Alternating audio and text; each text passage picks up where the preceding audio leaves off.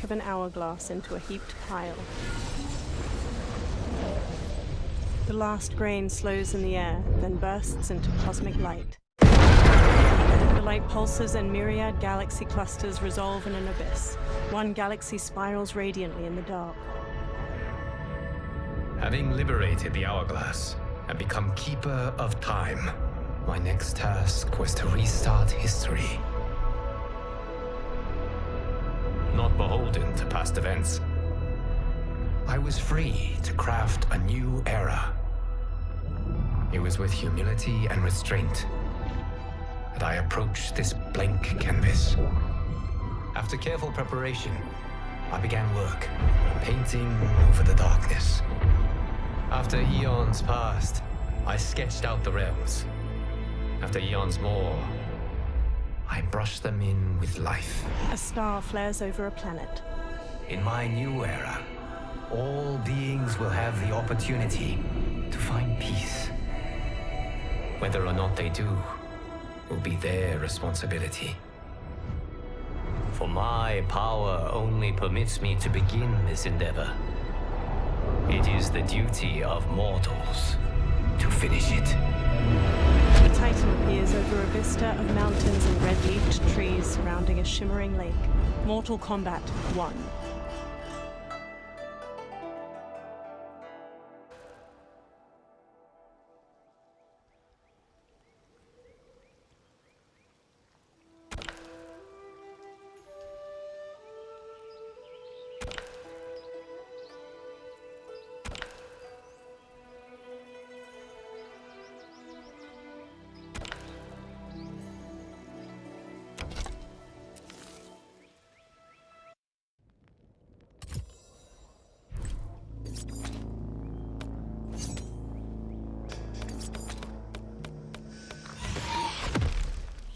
Homelander.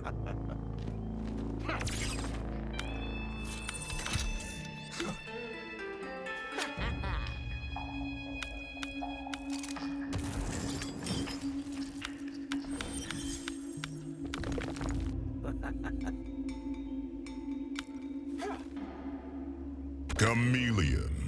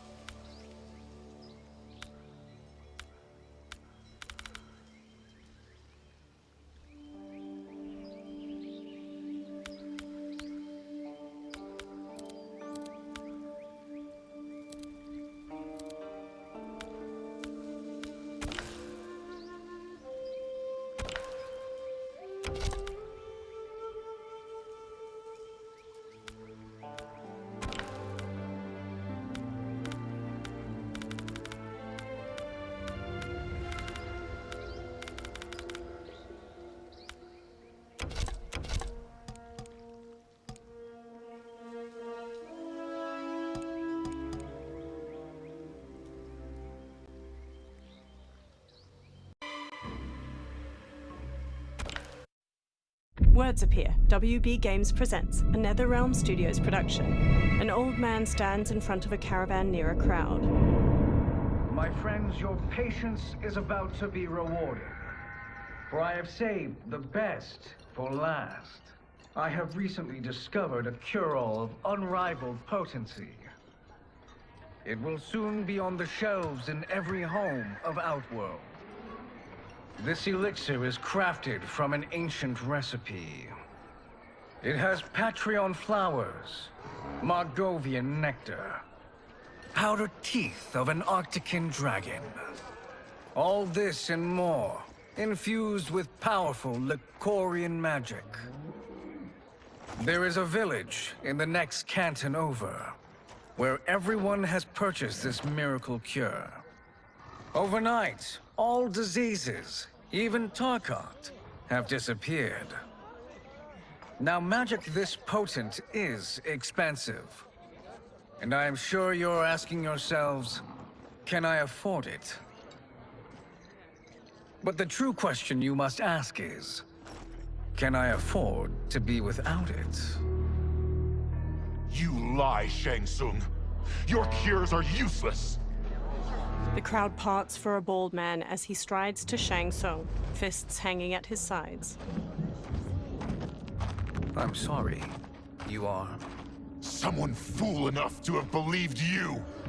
My daughter was dying when you came to my farm. You promised a miracle, and I gave you all I had. But only days later, she was dead. That is impossible. My magic could not have failed her. There was no magic! I took your elixir to an Imperial mage, and you know what she said? The bald man snatches a potion from him and throws it down. It's nothing! Just Bourgeois tea! The mage is mistaken, kind sir. My elixirs are of superior quality. Their efficacy is guaranteed. The bald man flings him to the ground. Shang Tsung raises his hands as the crowd closes in around him. Lightning flashes over Shang Tsung's caravan at night. Lamplight pours out from it. Shang Tsung emerges from a door in his caravan, a small case in one hand. He slowly takes a seat on the small wooden stairway leading from his caravan door. He opens the case, revealing a mirror inside. He squeezes his eyes shut, then reaches for his head. His long gray beard drops to the muddy ground. Shang Tsung regards his reflection, now younger, beardless, and with shorter hair. It is an excellent ruse, your disguise. A woman stands nearby. Backwater folk are far more likely to trust a kindly old man. Here on behalf of a dissatisfied customer. If it's revenge you want, have at it. If it's restitution, there's nothing left. What I want, Shang Tsung, is to elevate you, to make you the great sorcerer that now you can only pretend to be. A generous offer. Why me? You are uniquely resilient. Who else could eke out a living traveling Outworld's hinterlands, selling quack cures and fake magic? A living? It is barely survival. And you were meant for more. To live among kings, not peasants. But since before you were born, you have been conspired against by those who fear how formidable you could become. How do you know this? Who are you? I am your deliverer, Shang Tsung. Join me, and I will put the realms at your feet. Water streams down Shang Tsung's face as he meets the woman's glowing blue eyes. He smiles toothily. A title appears, Mortal Kombat 1. Three men wearing sun hats plow a farm by various cottages. Power line towers hang crookedly near them. An ornate building sits on a mountain peak looming behind. This is a good harvest, Kung Lao. Yes. It is a blessing, Raiden. You would rather we starve? No, of course not. But we've worked these fields since we were kids. In 40 years, we'll still be here. Stooped and feeble like Old Man Wei. An old man glares at them and spits. Kung Lao waves.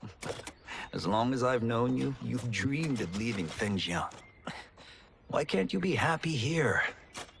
Our ancestors fought in great wars. They died with honor and glory.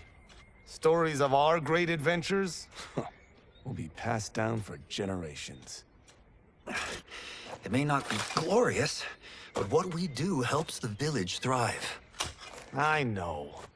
But is it so wrong to want some excitement? If that's what you want, may I suggest a bet? Dinner at Madame Beau's tonight.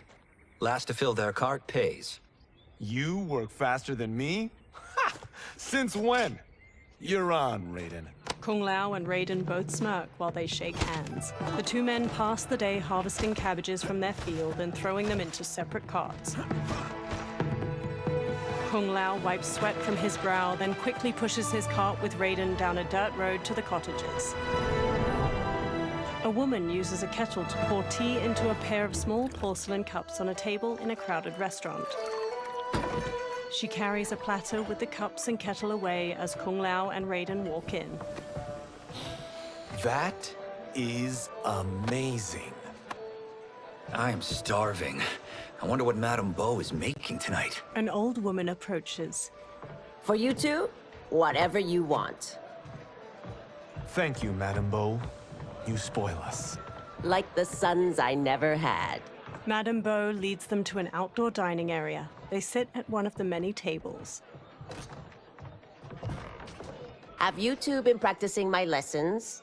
As we can. The harvest leaves us little time for martial arts. Since your first words, Kung Lao, you've mouthed nothing but excuses. If you fail to prepare... Your preparations will fail you. Good. You haven't forgotten. But we'll see if I make you anything special tonight. I'm glad you're paying. Madame Beau might just pad the bill with her anger. I am paying? You finished work last. But I delivered my cart first. Delivered? Huh. The bet was filled. That's not what I remember. So that's how it is, eh? What do you say we settle this man to man? They walk off. Wait, you mean fight? Yes. Right here, right now. Madame Beau can watch, critique our form. A hooded man with glowing white eyes watches them pass by. Best 2 out of 3? Fair enough. We must be careful. Madame Beau will kick us out if we break something. Oh, this won't last long enough for that to happen. You will be down in no time. Fight!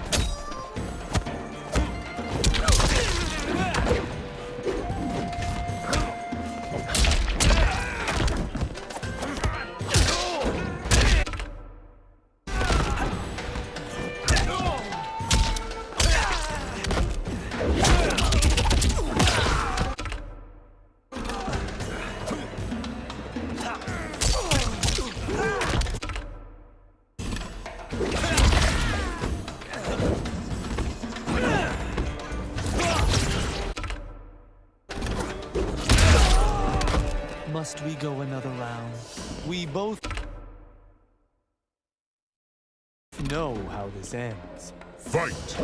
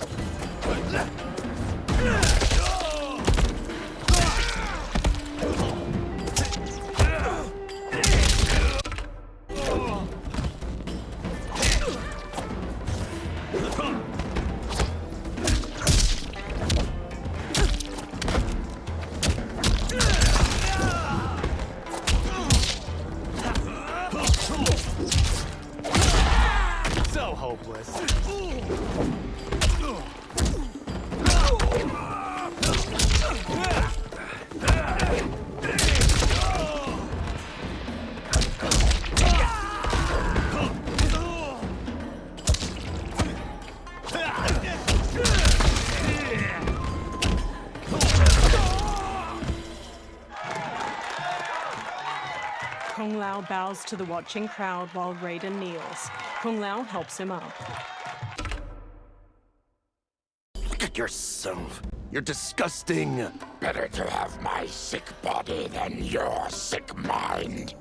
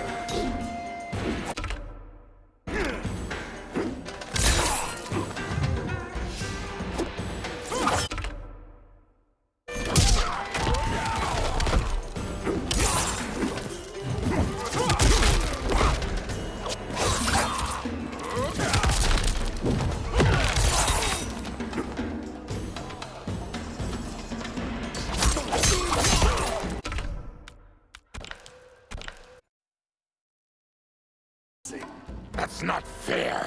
That's my illness.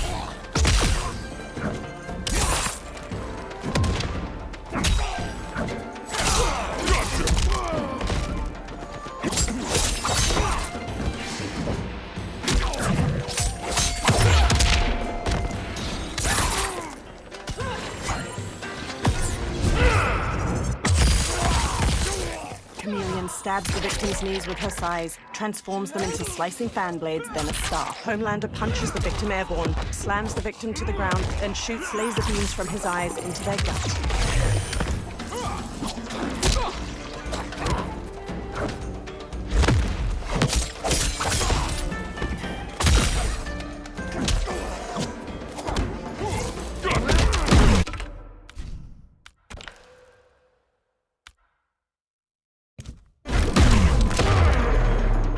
Finish him.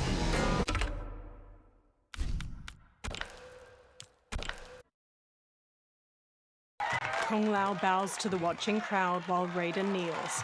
Kung Lao helps him up. You haven't beaten me yet. The day's coming, Kung Lao. Keep telling yourself that. A variety of plates and bowls with scraps of food in them sit on Kung Lao and Raiden's table. You were hungry. Oh. Everything was delicious, Madam Bo. Thank you, Raiden. You boys are always a pleasure to cook for. Raiden hands her cash, but his face drops as she beckons for more. A breeze wafts a bill from his hand toward a man in a dark garb and gas mask. He closes his fist around the bill, then looks toward Kung Lao and Raiden. Madam Bo, the Lin Kuei await your answer. 5 people in dark clothes and cloth masks stand with him. He advances on Madam Bo. I have been busy, Smoke. She steps away. The Lin Kuei? Who are they? Don't know, but I don't like where this is going. What do we do? Stay ready. Madam Bo, it is a simple choice. Pay for our protection, or risk harm to this fine establishment. You'll get nothing from me. That, Madam Bo, is unfortunate. He turns to the Lin Kuei warriors and nods. They flip tables and chairs. Madam Bo punches Smoke's face. He blocks her next flurry of jabs, then flips her through a railing. She falls onto a table below. Madam Bo! Kung Lao and Raiden quickly get up from their table and fight their way through the Lin Kuei warriors. Smoke throws a smoke bomb, then jumps through the spreading cloud and kicks Kung Lao and Raiden to the floor. You two are brave, but against us, you are in over your head. We don't care who you are or who you are with. You will not menace Madam Bo. Fight!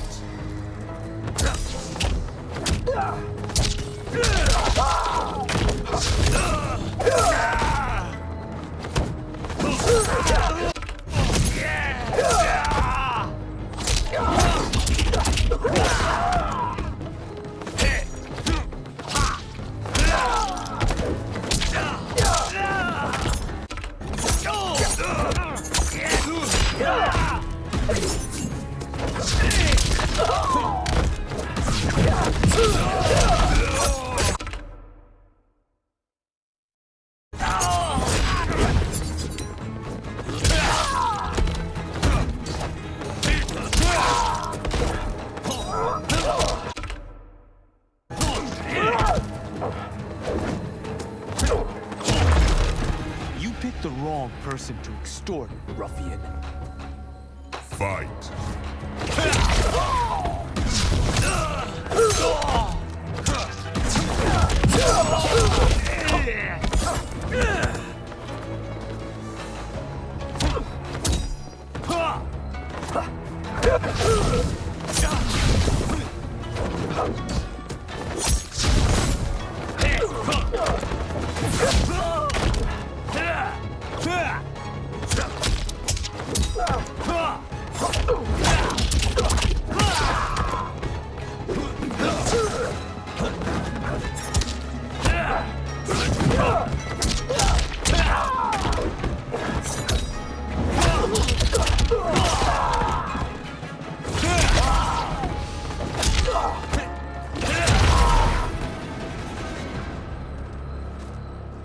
Now who's in over his head?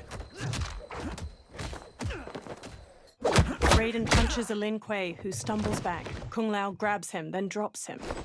This was you? Honestly, I'm surprised too. Come on, let's help Madam Bo. A figure in blue, Sub-Zero, watches from a rooftop. He throws a bolt of ice at their feet. A man in yellow, Scorpion, paces over while spinning a kunai-tipped rope dart. His upper arms are bare, showing a scorpion tattoo.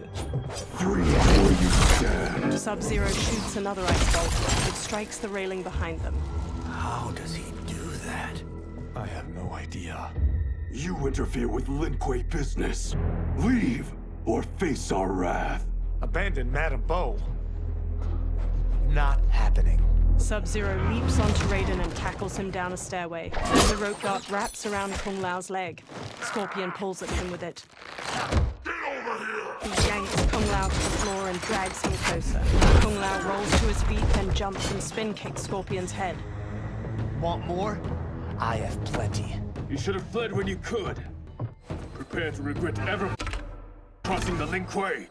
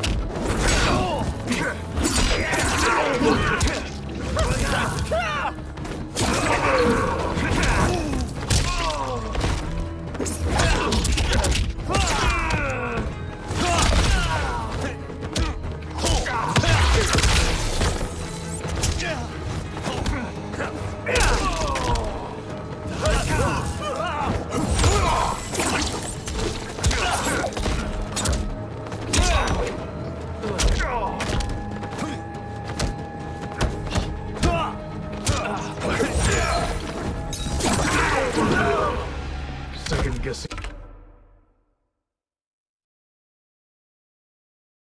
your choice to confront me. Fight!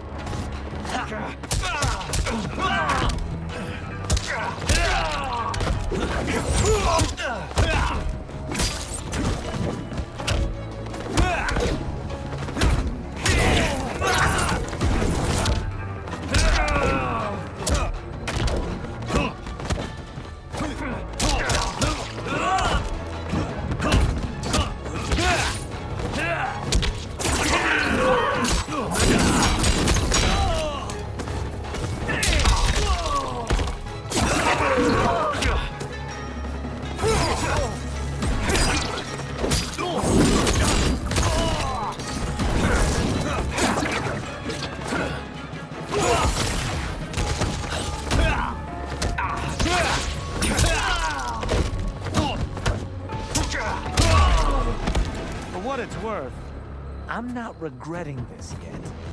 Fight.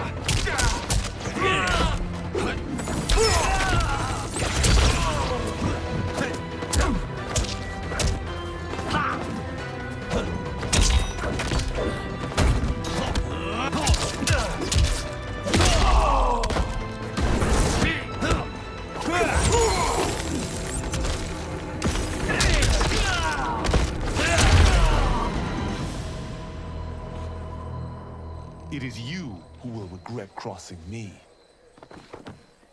Kung Lao watches Sub-Zero kick Raiden into a pillar from the balcony. Raiden looks up, then climbs the pillar to the level above. Sub-Zero eyes him, then kicks 2 legs out from under a table, turning it into a ramp. He uses it to vault through the air and kick Raiden on the upper level. Raiden staggers into a bar counter where a man drinks. Raiden grabs a cleaver from a pig's head sitting on the bar and swings it at Sub-Zero. Sub-Zero weaves around the blade and Raiden slices off the cap of the man's liquor bottle. He pours it into a cup. Sub-Zero blasts ice at Raiden, freezing his hands to the bar. The man plucks a bit of the ice and drops it into his drink. Kung Lao throws his hat at Sub-Zero's head. It bounces off harmlessly. Smirking, Kung Lao shrugs. Incompetent. Kung Lao chucks a circular chakram decoration. It nicks Sub-Zero and plunges into a wall. Oh, that works. I have had enough of you. Then go, before I put you down like the rest of your Lin Kuei. You haven't a prayer against the Lin Kuei's Grand Master. Fight!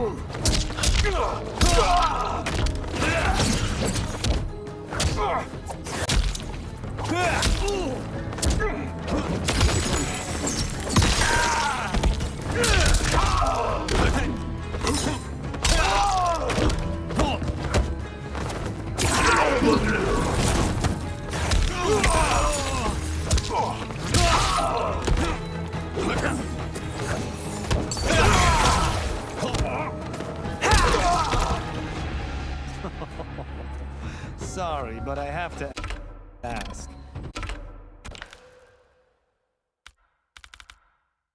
Can any of you Lin Kuei fight?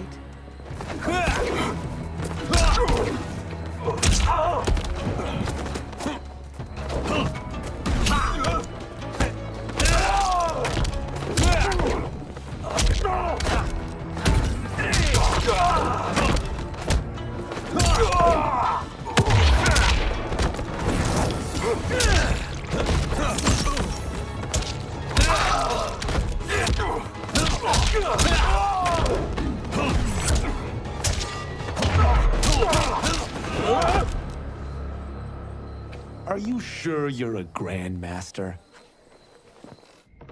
Kung Lao picks up his hat, then eyes the chakram decoration stuck in the wall. He strokes the hat's brim. Interesting. Kung Lao, over here! Raiden checks Madame Beau's pulse as she lies inert, eyes shut. Kung Lao hurries over to them. Madame Beau. She's out cold. Oh no, is she? Dead? Not yet. She gets to her feet, lips a cigarette, then ignites it with a lighter. Madame Beau, how are you? Kung Lao. The hooded man with the glowing white eyes approaches them. Madame Beau takes a drag from her cigarette while the man meets her eye. So, Madame Beau, are they ready? A bit thick in the head, perhaps. But they are ready. His eyes are glowing. I am Lord Liu Kang, God of Fire, and protector of Earthrealm. God? Earthrealm? Madame Beau has been preparing you for this moment since you were boys. Today, you have proven worthy of joining my champions. This fight was a test? Of your ability and character, yes. Liu Kang looks to the upper level. Li Han, Kuai Liang. Smoke, Scorpion, Sub-Zero, and the other numerous Lin Kuei warriors get to their feet. Kung Lao crosses his arms and crinkles his nose as Sub-Zero and Scorpion step to him and Raiden. The others stand along the balcony. Sub-Zero and Scorpion stand on either side of Liu Kang. So these two aren't thugs? The Lin Kuei is a centuries-old clan dedicated to Earthrealm's defense. You keep saying Earthrealm. Don't you mean Earth? You boys have so much to learn. Earth is only a part of Earthrealm. Earthrealm itself is one of many realms. Together, they comprise the whole of the universe. The realms can be fierce, bitter rivals. That's why we need champions to defend ours. The time draws near for the grand martial arts tournament between Earthrealm and the realm of Outworld. Held once each century, it allows each realm to demonstrate its strength. While our realms are at peace, there are Outworlders who would prefer us to be at war. Our victory in the tournament will temper their zeal. I've taught you everything I can. You must finish your training with Lord Liu Kang. More training? These two couldn't defeat us. What? They were pulling their punches. Had we not held back, you would not have survived. Come. The monks at the Wuxi Academy await to continue your tutelage. I am ready, Lord Liu Kang. And you, Raiden? Leave Fengjian? I'm needed here.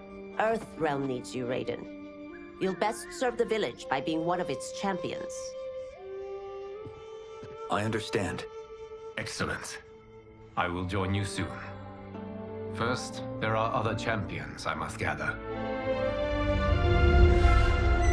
Sunlight soaks through a jungle canopy. A man in a leather jacket and wide-brim hat hacks through the foliage with a machete. Another younger man with a backpack and rifle trails behind him. The men pause. We're off the map. We should go back, recheck the route. It's this way. The man with the hat slices through the jungle as he strides forward. The pair slow to a stop and look out at a massive human skull carved into the front of a stone edifice, a large doorway at its mouth. The temple. The pair move along a ruined stone pathway leading to the temple entrance. They stop near a seated woman. Flies buzz around her. The man with the hat shines a flashlight in the woman's face, revealing her to be a corpse with various darts sticking from her. Rot partially covers her face and her glassy eyes gaze blankly out. A swarm of beetles scurry out of her mouth. God damn it, Alessia. He cringes as the younger man's face draws tight. They examine numerous holes on the temple doorway. The darts came from here. The man leafs through a journal filled with notes and drawings of venomous animals. Can you open it? Without killing us? Let's hope so. The temple doors open. Light streams past the two men and into the dusty entryway of the temple. Both turn on their flashlights and step inside. They walk through a broad hall. Thick pillars with human figures carved into them line its walls. They turn a corner. Sunlight floods through ruined parts of the wall to their left, and small weeds rise from cracks in the stone floor. Turn them off. They turn off their flashlights. And we're definitely getting warmer. The pair moves down an aisle hedged in by low walls. Lines of fire flicker along the top of each wall. How are these still burning? Oil bubbles up from the ground. The chamber channels it somehow. They move to a doorway blanketed with ivy at the end of the aisle and pause. The two men hop down a short ledge and continue forward. The man with the hat leads the younger man down a path winding through various tall rock formations. They enter a vast chamber. Metal hooks hang from the ceiling over flames flickering in a central circular dais, where the rotting body of a man sits on a throne made of intricately carved stone. He holds an ornate metal shield in one hand and a mace in the other. Ravala! And his shield! What? Silver liquid shimmers around large stones in the floor beyond. So? There's metal in the floor. That's not just any metal. It's liquid mercury. Shit, that stuff's toxic. Fatal. Only step where I step. The man with the hat carefully picks his way across the path of stones, the younger man close behind. The younger man steps onto a different stone and starts to fall. The man with the hat grabs his shoulder. What did I say? The man with the hat steps back on another stone. It sinks a little. The two men sprint across the stones as liquid mercury floods out of channels and ruined pillars surrounding the dais. The man with the hat reaches the other side. The younger man stumbles, then leaps to solid ground. I'm sorry. Not now. He examines the reflection of a pillar in the liquid mercury surrounding the dais. He eyes the pillar itself.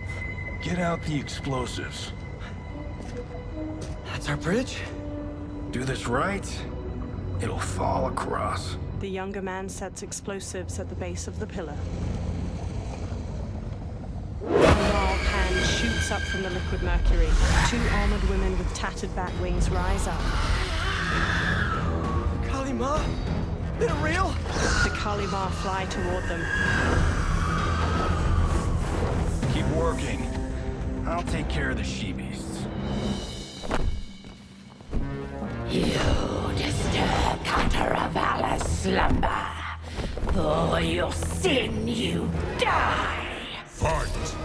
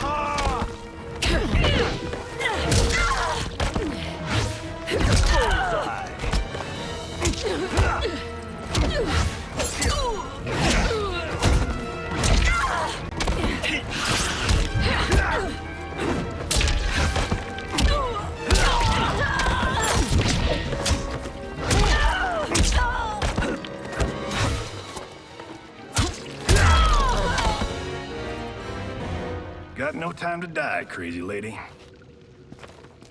The man with the hat rushes over. You okay? Yes, we ready? The younger man nods and detonates a bomb that blows up the pillar. The pillar falls and they fist bump. Physics for the win. Let's go. They walk across the fallen pillar above the pool of mercury and explore deeper into the overgrown tomb. They stop by the corpse of Kataravala. The man with the hat brushes his hand across its shield. The younger man exclaims, This'll be worth millions. It belongs in a museum. He grabs the shield. The younger man leans in, and Kataravala's face turns. He staggers back and falls into the mercury. He struggles, but the liquid overtakes him.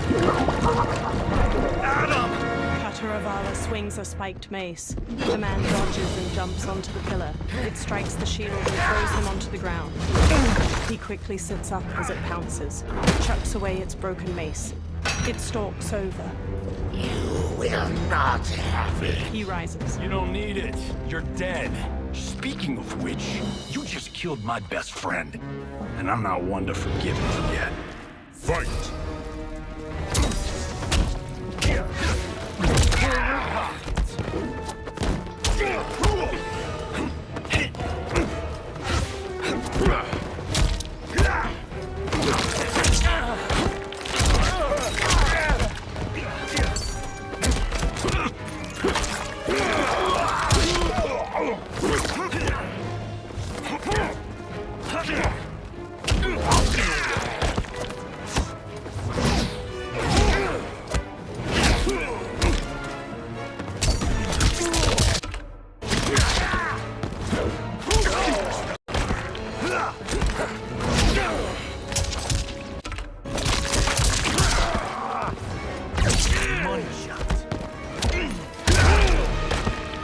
This one's for you, Adam. Fight!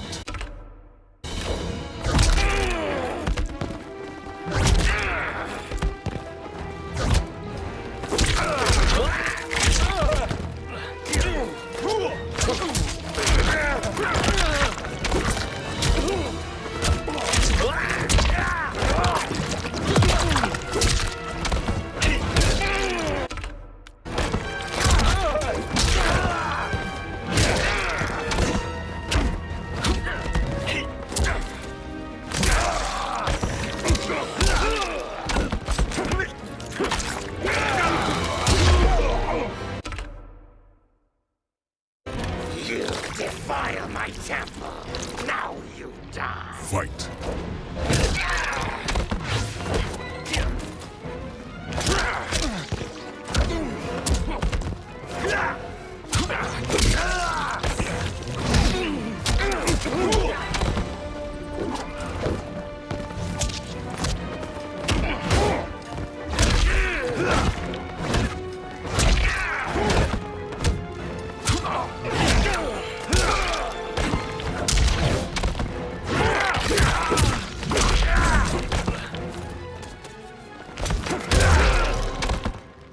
The hatted man scans the tomb. Now where's that shield? He sprints past Kataravala. I'm not yet defeated. Yes, you are. He spins, chucks the shield, and cuts its head off clean. The shield slams against the wall and bounces back into his hand. Time to go home. Cut! Printed! I knew it! Woo! I felt that one. You felt it too, right? Crew member. Temple of Kataravala, take 39, tail slap. Director. That's a wrap. In a studio, crew cheer. The director takes off a headset and hands it to a woman. The hatted man shakes his hand. Steven, this was fantastic. Thank you. Oh, just like the old days. And these props. Jimbo killed it. Steven takes the shield. You did too, Johnny. Hey, about my pitch. You know, the karate zombie thing? I'm thinking 4 films. Maybe a streaming series? Johnny, I don't have... You're right. Not here. I'll swing by your office after I change. I can't. Have to meet with the editors. Walking away. Martian will call you. Johnny pumps a fist in the air. Great! Have your assistant call me. A blonde woman. That was great, hon. Wasn't it, though? We need to celebrate. I'm thinking private party.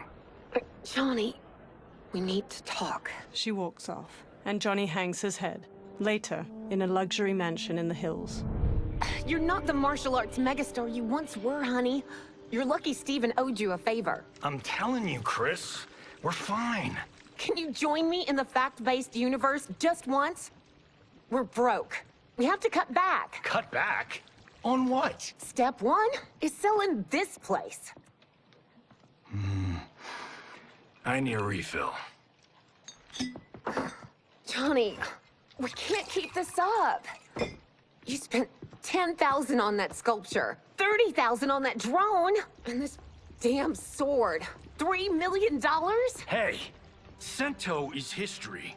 That sword comes from... Ugh, that's not the point, Johnny! Chris, honey, the parts, the money, they're coming. Steven's movie is just the beginning. That's why I can't cut back. To be a success, I have to project it. If I don't, Johnny Cage is done. She frowns. Johnny rests his hands on her shoulders. She pushes one hand aside. I didn't marry Johnny Cage. I married John Carlton. I'd give anything to have him back. She leaves. Chris, come on, Chris, where are you going? Johnny puts his hands on his head. Fuck! He grabs his drink and downs it, then walks back to pour himself another. How you like that, Mr. A-list? A black-haired man strides in. Thank God. Oh, Chris, honey, Johnny turns and sees the stranger, who wears a sleek black suit and brandishes a long sword. Where's my wife? What did you... Your wife left. She's fine. You will be too, if you cooperate. What do you want? Sento. It hangs above a fireplace. You some kind of hired gun? Or do you know Sento's history? I know it.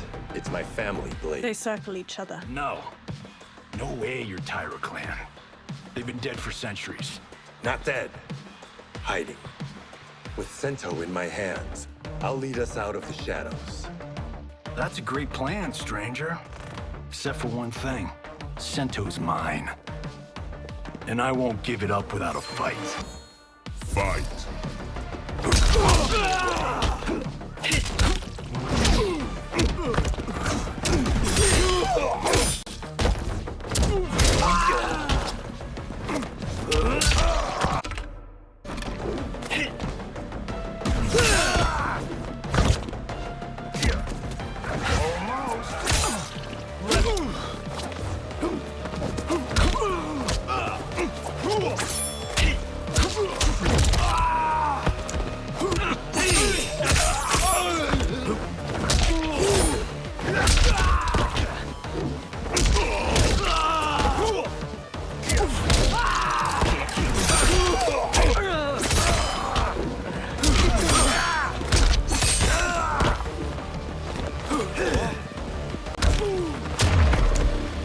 Tried robbing the wrong house. I am the ultimate home security system. Here we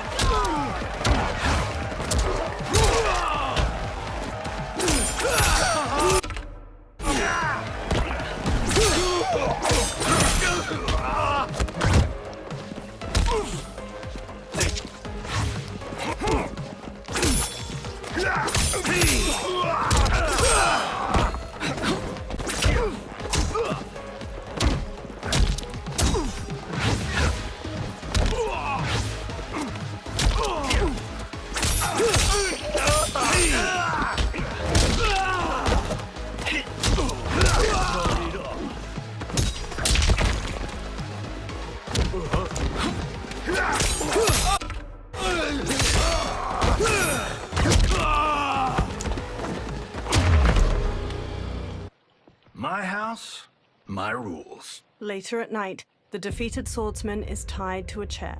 He rouses from unconsciousness, and Johnny sits across from him. So, you have a name or what? Kenshi Takahashi. I knew you weren't Tyra clan. You know nothing, Cage.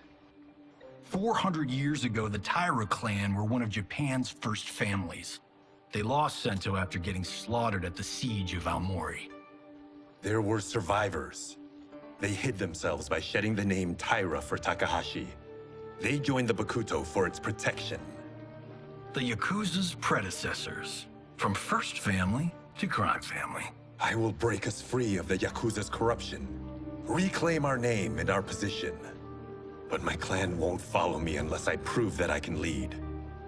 That's why I need Sento. And that's Malibu's finest. He walks toward the door. It's a great story. Bullshit. But great. You should seriously consider becoming a screenwriter. Liu Kang, Scorpion, and Sub-Zero wait outside. What in the actual fuck? Good evening, Johnny Cage. I am Liu Kang, protector of Earthrealm. May we enter? Nothing's being shot here tonight. You sure you're in the right place? Yes.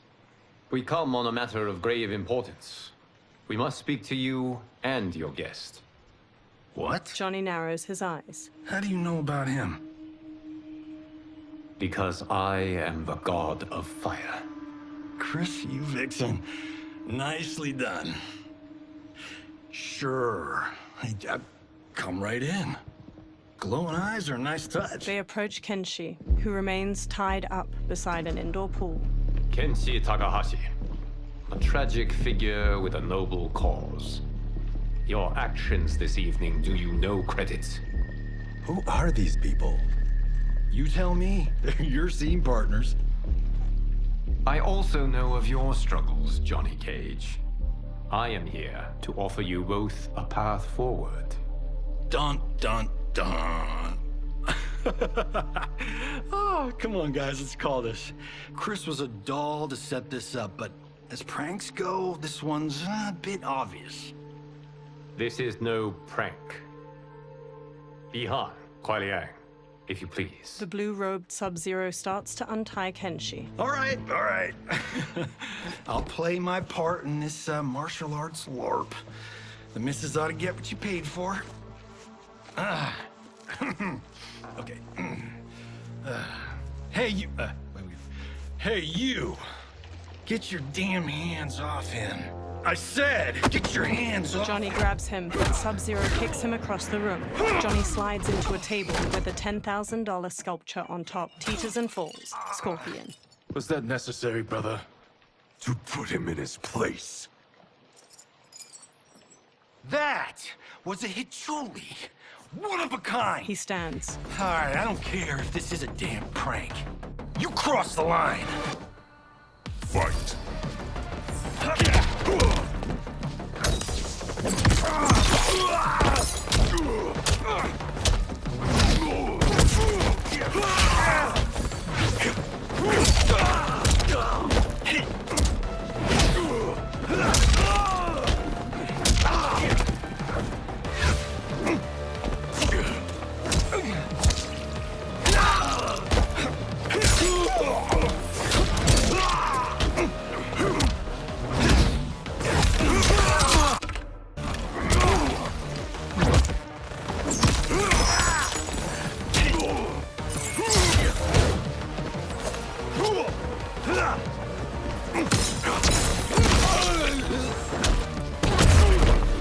You guys need a better fight choreographer.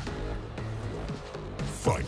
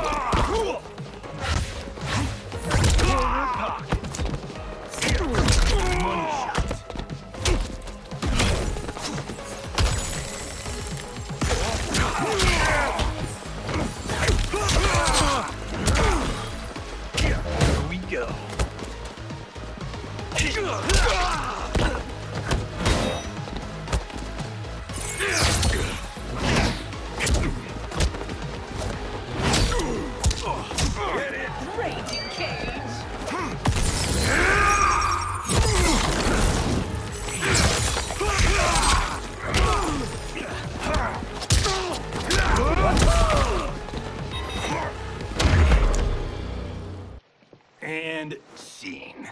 I hope you're insured, because you're paying for my Hichuli. Imbecile! You have no idea with whom you're dealing. Liu Kang bursts into flames. The flames dissipate. That's no special effect. Indeed, Johnny Cage. Johnny shifts his footing and glares. Kuai Liang, Scorpion bows. Okay, let's go back to one here. Who are you again? Lord Liu Kang, protector of Earthrealm, god of fire. Well, that last one tracks. But what's an Earthrealm? All will be explained, Johnny Cage. For now, what is important is that you both have been chosen to join its champions. Why him? Or me, for that matter. Because I have faith that you will rise to the challenge. And because your service will change the arcs of your lives. Johnny eyes Kenshi. Later, men spar in a sunlit courtyard. Mountains surround them, and lion statues border the entrance to the courtyard. Red pagodas are situated nearby, and cherry blossoms are in full bloom. Several monks wear brown and orange uniforms. Later, they strike wooden dummies that have small poles sticking out. Others spear their hands into steaming hot sand in rock bowls. Later, a monk with a braid swings at Raiden. Raiden blocks and punches his chest. Another attacks, and Raiden counters with a flying kick. Raiden strikes and front kicks a third challenger. Hunching over, Raiden shuffles in an offensive stance. He straightens and brings his hands together, fist to flat palm, and the nearby monks do the same. Kung Lao saunters up with a razor-rimmed hat. That is not a good idea. It is genius, Raiden. The next time we see Sub-Zero, I will have to thank him for inspiring it. Ow! See? It won't be effective. Kung Lao throws the hat like a flying disc. It slices a target and flies back. He catches it by twirling a finger inside it. Maybe it's too effective. Johnny walks up. We just need to get on with it. I've been cooped up here for months. I can't base a cinematic universe on Outworld's monsters and magic if I don't ever see them. Kenshi joins. That's why you're here? Liu Kang said this gig would change the arc of my life. That's how it gets done. My ex will rue the day she gave up on me. So selfless. Oh, please, Tattoo. You're just here to get your sword back. We all have our reasons for being here. Some better than others. But we are not here to fight among ourselves. We are here to fight for Earthrealm. It's about damn time. Liu Kang steps out. And today, one of you will be chosen to fight for it at the tournament. Only one of us, Lord Liu Kang? Isn't Outworld fielding several champions? The tournament's rules give the host realm that advantage. And it is Outworld's turn as host. You know, I don't know why I've never asked this, but, what's our record at this tournament? Earthrealm and Outworld have long been evenly matched. But Outworld is gaining strength. Should it win, its more militant factions will be emboldened. I thought you admired Outworld. It is a place of great knowledge, wealth, and beauty. But our realms do not share goals and beliefs. We coexist peacefully, because Outworld respects our strength. Should we show weakness, our rival will become our enemy. I will not lose, Lord Liu Kang. First, you must win the right to represent us. Whichever one of you outlasts the others will be chosen. He sits on a chair in the middle of the courtyard, and every man except the four kneel. Raiden, step forward. Raiden bows. Good call. Call the weak first. You shall face him, Johnny Cage. Ready for your close-up? All right, let's do this. But remember, farm boy, I'm a global martial arts icon. I don't think you can handle this much boom. Liu Kang rolls his eyes. I am ready, Johnny Cage. My mind and spirit fight as one. Fight!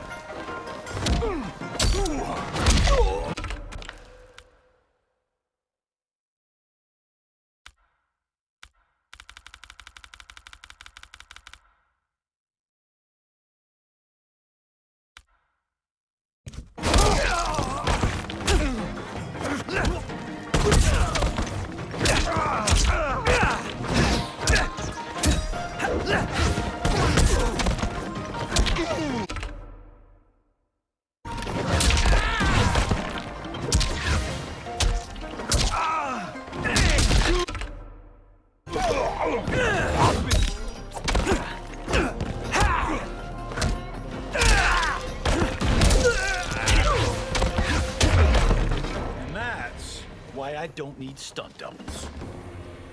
Fight!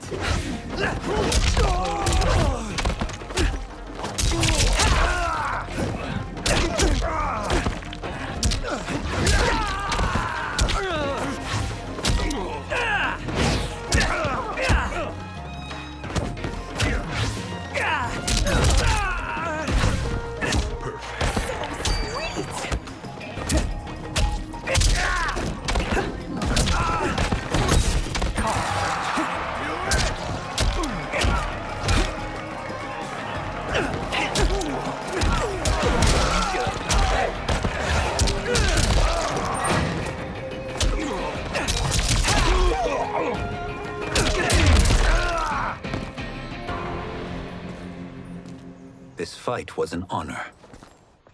Raiden helps Johnny up by the hand. You're welcome. Kenshi Takahashi, you are next. Kenshi steps toward Raiden, his sword in hand. He shoots a hard look at Johnny as they walk past each other. You have skills, Raiden, but you're inexperienced. Whatever experience I lack, I make up for in heart. It's nerve, not heart, that wins fights. I should know. I've been in hundreds of them. Fight!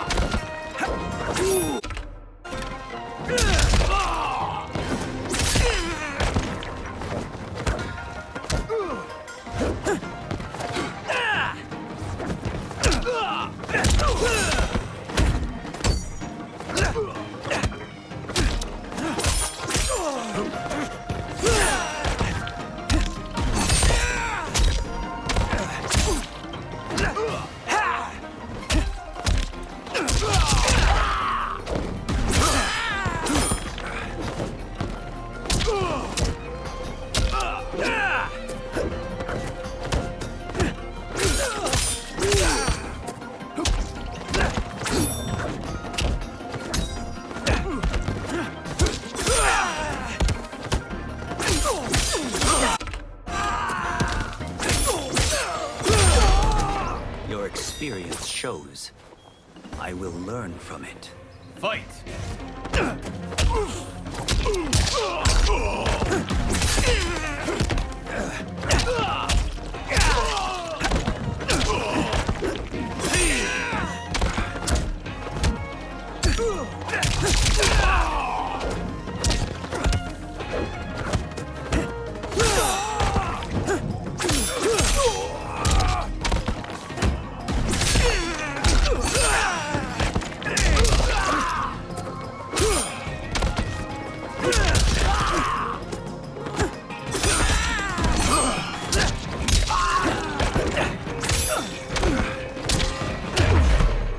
I shouldn't have taken you lightly.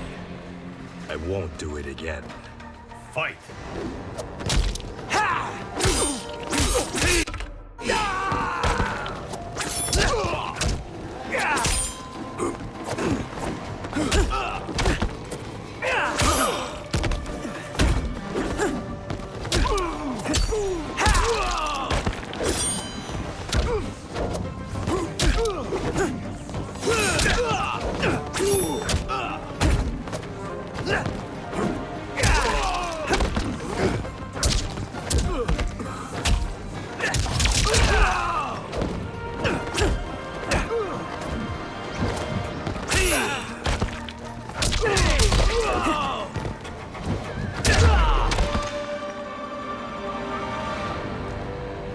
Do you still question my nerve? I do not. Yours was a well-earned victory. Kenshi and Raiden bow to each other.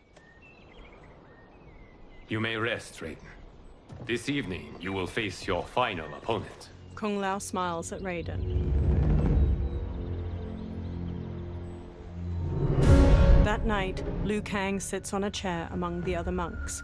Raiden and Kung Lao kneel facing each other, then get to their feet in unison. $50 says Kung Lao wins. Make it interesting. Bet me cento. Not on your life. Liu Kang stands. Raiden, Kung Lao. The winner of this match will represent Earthrealm against Outworld. It is a grave duty, not to be undertaken lightly. You may step back now, and suffer no dishonor. I choose to fight, Lord Liu Kang. As do I. Then may the best person win. Liu Kang bows to each of them in turn, then returns to his chair. Kung Lao grins at Raiden. Concede, Raiden. You have never beaten me. That won't change today. No. If the monks have taught us one thing, it's that the only constant in the universe is change. Fight!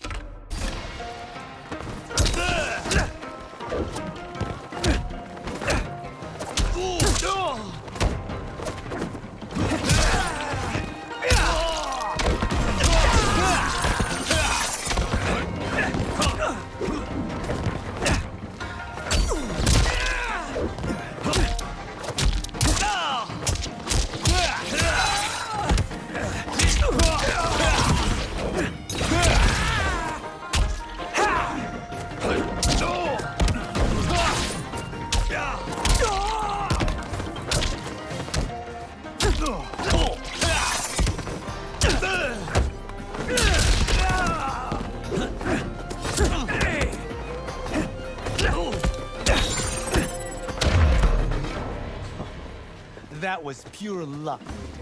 Like lightning, Fight. You won't strike twice.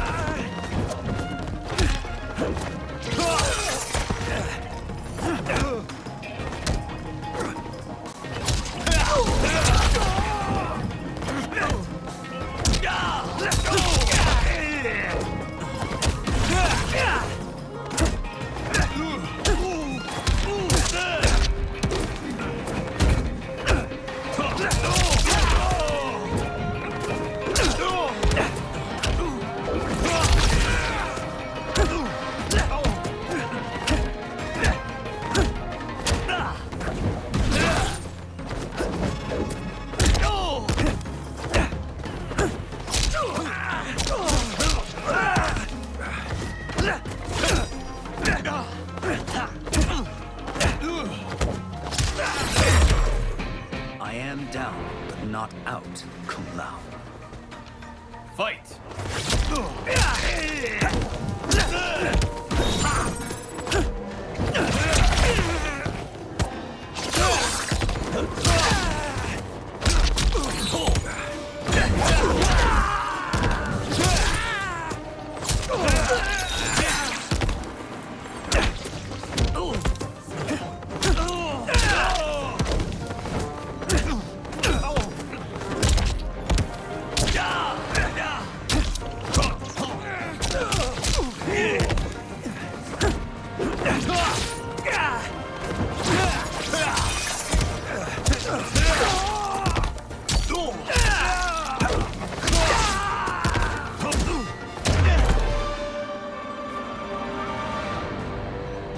There is a first time for everything, Kung Lao. Raiden helps Kung Lao up. Although you have all trained well, Raiden has excelled. This outcome does not surprise me. Kung Lao hangs his head. How could I have... He gathers himself. Congratulations, Raiden.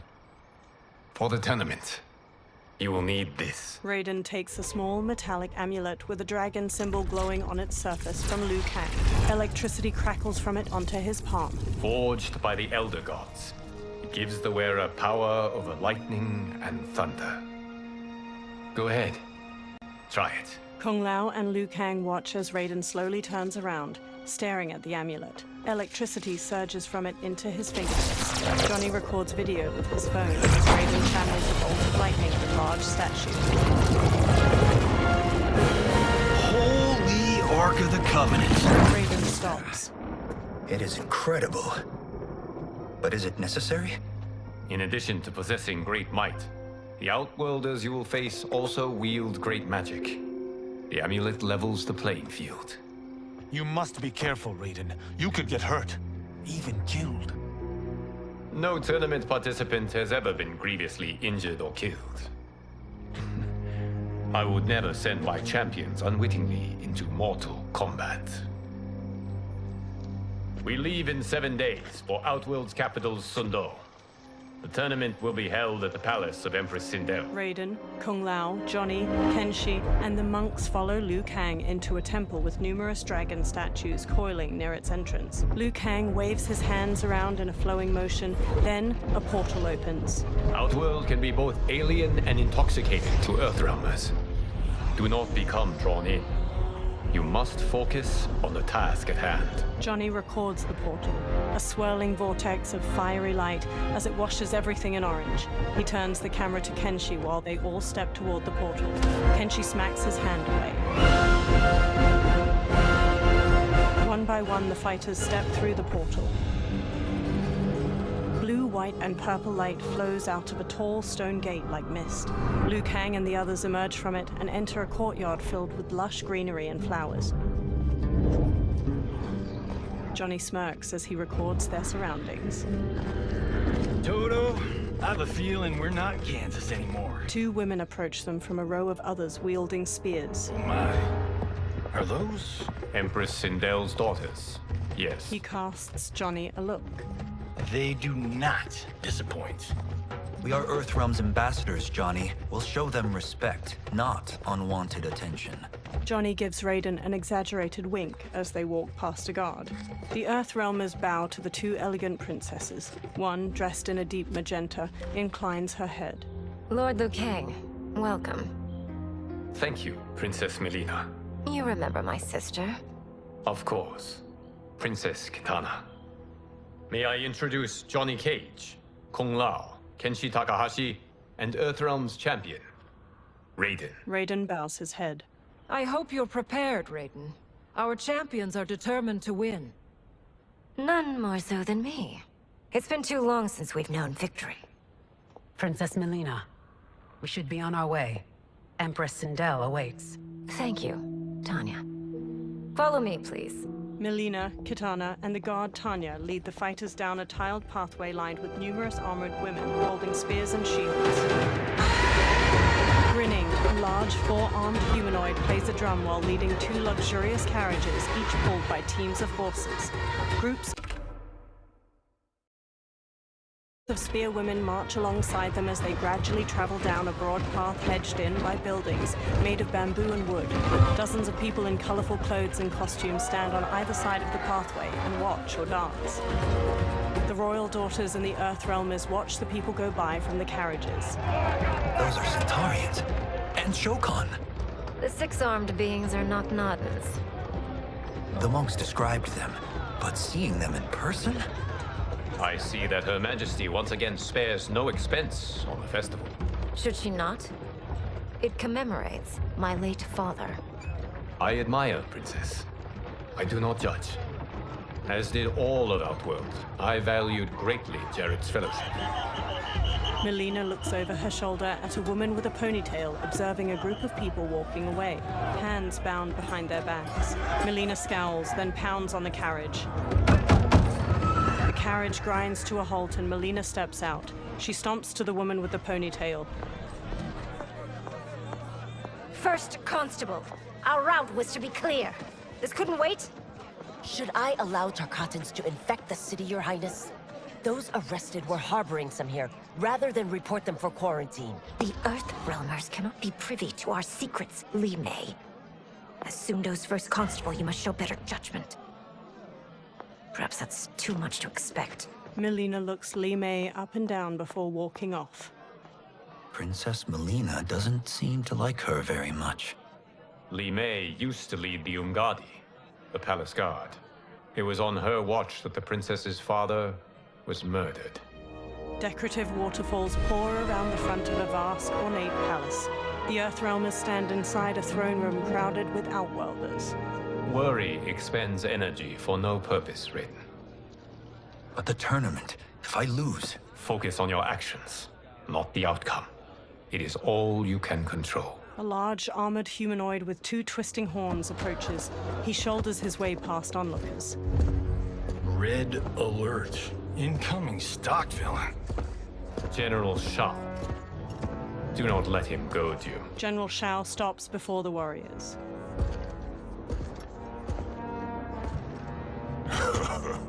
Is it me, or is Earthrealm's champion scrawnier than usual? Would you care to test his strength? Raiden will prove himself soon enough. Have you still not told most Earthrealmers that Outworld exists? It is safer that way, General. I suppose so. Your people's frail minds couldn't handle the truth. You presume them frail, General. Should you, given how frequently they win this tournament? We will destroy your champion, Liu Kang. He will taste no victory. He stomps off. A silver-haired woman in rich purple and silver armor approaches the warriors with Melina and Kitana on her right and left. Sunlight falls onto the 3 women in patches, glimmering on the silver bands and accents of their armor. Melina's a deep pink and Kitana's a vivid blue. The silver-haired woman sits on a purple and silver throne resting on a dais. Kitana and Melina take lavish chairs on her right and left. Welcome, members of the Royal House. Welcome, our esteemed Earthrealm guests. We gather once again to honor my late husband's legacy, to continue the tournament that he founded with Lord Liu Kang, in hopes that it would foster peace among realms. May Jared's soul watch over us with pride from its resting place in the living forest. She smiles tightly. Lord Liu Kang. Empress Sindel, it pleases me to once again be your guest. Here, you are always welcome. Now, let us meet your champion. Earthrealm's champion is Raiden, Your Majesty. He has earned his place by embodying the very best qualities of Earthrealm's people. You seem nervous, young man. I'm a stranger in an unfamiliar land, here to compete against its greatest fighters. Yes, I am nervous. As you should be. You have a difficult path ahead. Sindel gets to her feet and holds her arms out. It has begun. As tradition requires, Outworld's initial competitor will be Sundo's first constable, Li Mei. May she defend our realm's glory, as well as she preserves our capital's order.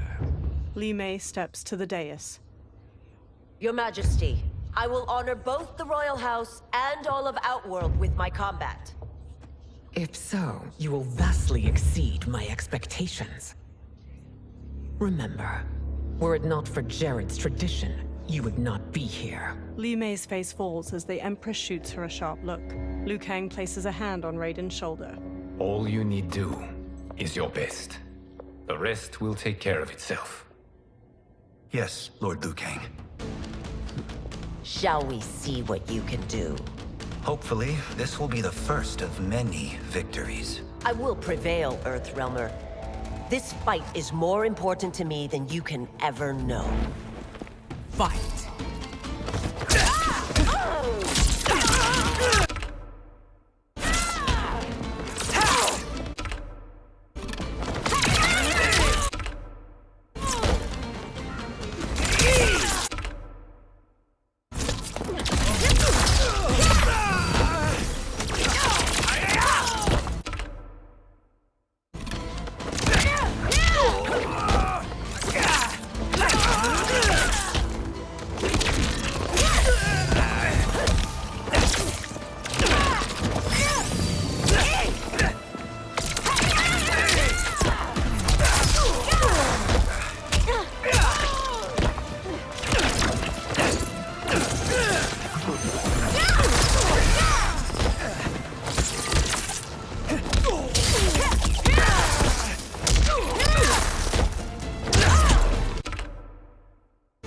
I will admit it.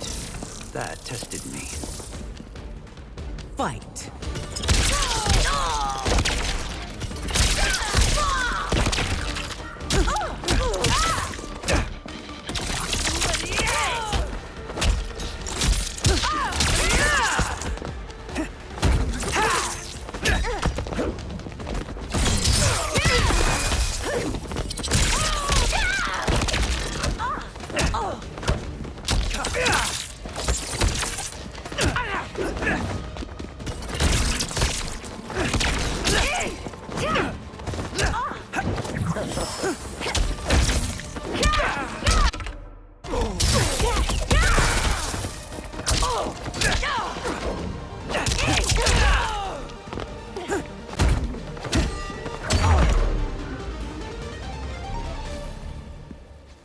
Thank you for the match, First Constable.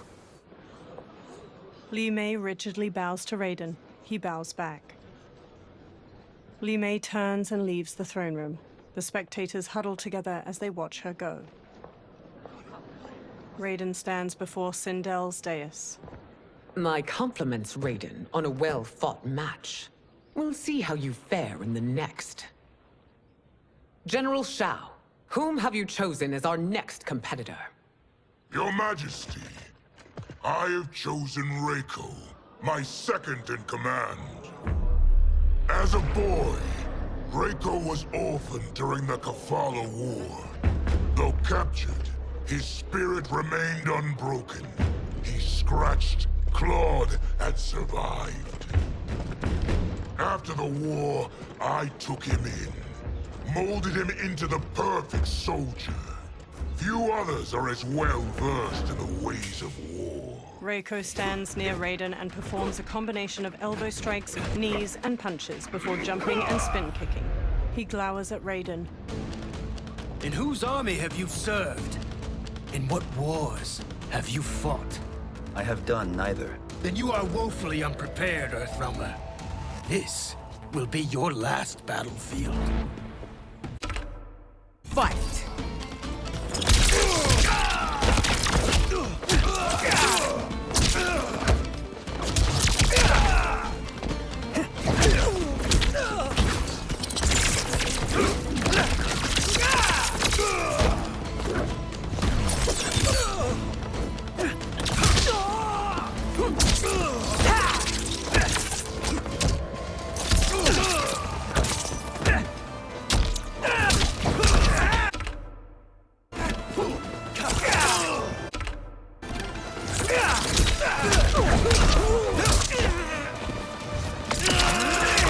Flee the storm!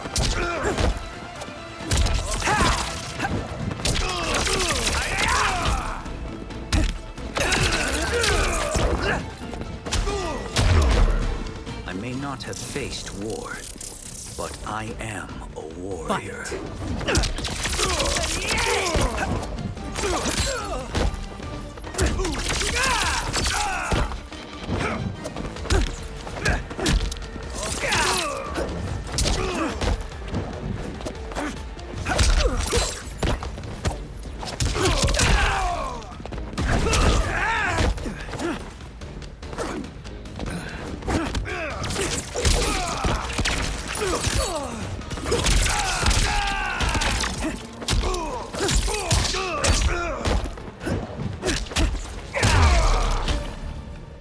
Raiden lowers his hands. Felled by a simple farmer. General Shao curls his lip and walks off as Raiden turns to Sindel. I am ready for my next opponent, Your Majesty. Whom shall I face? Patience, young man. She stands. We are adjourned until first light. I hope to see you all at this evening's banquet. The Empress smiles softly. That evening, Kung Lao wolfs down food beside Kenshi. They sit at one of 3 large banquet tables in a broad courtyard. Sindel sits at the head table. Strange plants glow with soft purples and blues behind her. General Shao and Reiko gape at Kung Lao as he rapidly eats and drinks wine. Johnny sips wine near Katana. I'm sorry, you're 10,000 years old? Oh, talk about aging gracefully. Katana reaches for wine. What do you see in him? He is a hero, Raiden, though he may not yet know it. Do you recognize everyone here? Most, yes. From your descriptions. Except for him. That is Rain, the High Mage of Outworld. Not his given name, but one earned due to his mastery of water magic. Rain smiles at them from his seat at a table. Tanya steps to Melina as she clutches her stomach. Are you unwell, Princess? I am fine, Tanya. Melina winces. I know I'm to fight Melina, but will I also face Tanya? By tradition, you should not. If you did, you would be tested. Why? Umgadi, like Tanya, are warrior priestesses, selected from the firstborn daughters of Outworld. From infancy, they are trained to defend the royal family. Outworld must see much conflict if the Empress needs such protection. Its past has been difficult, though the last 1,000 years of Empress Sindel's reign have been a true golden age. The memories of that strife still linger. Liu Kang gives Raiden a soft smile. Sindel stands and lifts a glass of wine. My husband Jared believed that the future of our realms lay together. Let us move forward in open dialogue, letting no secrets tear our bonds asunder. Everyone stands with a wine glass raised. Your Majesty, it's an honor to be here and to meet your people. I can already see there's more that joins us than divides us. Our peoples could not be more different, champion. Excuse me? You heard me. Earthrealmers are devoid of all... That's enough, General. She gives him a firm look. My apologies, Your Majesty. Perhaps I've enjoyed too much of this excellent wine. With your permission... You may go. General Shao woodenly turns and throws his glass. He marches off with Reiko in tow. Later, Sindel glares at Shao in her chambers. It is bad enough we may lose to the Earthrealmers, but then you go and drunkenly insult them? You needlessly stain my honor and your family's proud military tradition. May I speak freely, Your Majesty? Again with this? If you must. We must act on the Sorcerer's prophecy. He warns that Liu Kang will conquer Outworld. And his predictions are usually impeccable. But I've no proof of Liu Kang's ill intent. His interventions have kept Outworld at peace for centuries. He herds us into compromises, shackles our independence. If we could meet our enemies in battle, we'll take... You would consign us to endless war! Better that than be Liu Kang's lapdog. Sindel's eyes harden. If I see evidence of the prophecy's accuracy, we will act. But only then, and only at my command. Did not your illustrious father teach you that war is the last resort, not the first? He did, Your Majesty. Do not forget that, General. She glares at him, face to face. Come. Melina and Katana open the chamber's doorway and enter as General Shao leaves. You asked to see us? I saw what happened this evening. There was nothing. Something I ate. Was it? I can't chance it, can I? If you fight tomorrow, the symptoms of your disease could manifest. Katana will take your place. What? There are already whispers she should replace me as your heir. This will make them screams! Your illness is your fault. Why you left the palace that night unattended is still beyond me. I just needed time alone, away from all this. I never thought that... That's your problem, Melina. You never think. A mother is only trying to protect you, sister. If your disease becomes known, you will be banished to the wastes. For you to hold the throne, we must keep your secret. Melina pulls her arm away from Katana's hand and strides out of the room. The next day, Sindel sits in a lavish chair in the courtyard. Raiden stands before her. You continue to surprise Raiden. Among others, you have defeated Kotal, Motaro, and Shiva. Only 2 fights remain. Are you ready, Earthrealmer? I am, Your Majesty. Then next, you face my daughter, Kitana. Kitana strides to them. Liu Kang steps between her and Raiden. Your Majesty, this is unprecedented. Raiden's next opponent should be your heir. Melina is unavailable. She's away on pressing Imperial business. But I have not prepared him to battle Kitana. He's already demonstrated great skill. Can he not improvise? Do not worry. I can do this. Very well. I will be no easier to fight than my sister, Earthrealmer. I suffer under no such delusion, Your Highness. I will win this fight. For her, my Empress, and all of Outworld. Fight!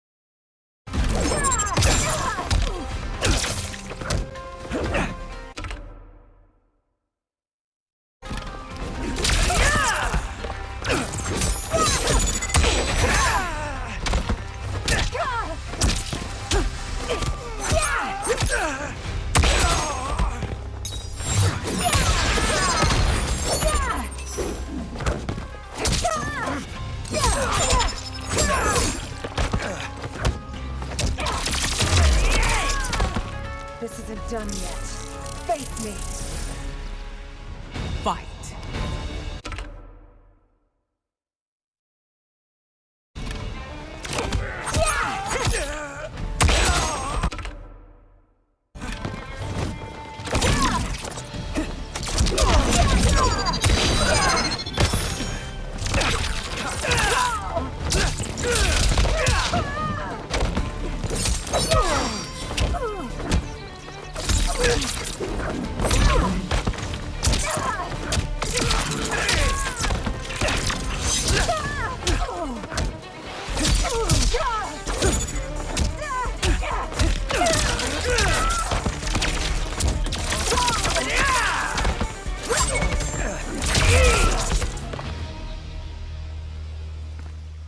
You fight well, Princess. Kitana stands. As do you, Earthrealmer. Surprisingly so. I hope we meet again.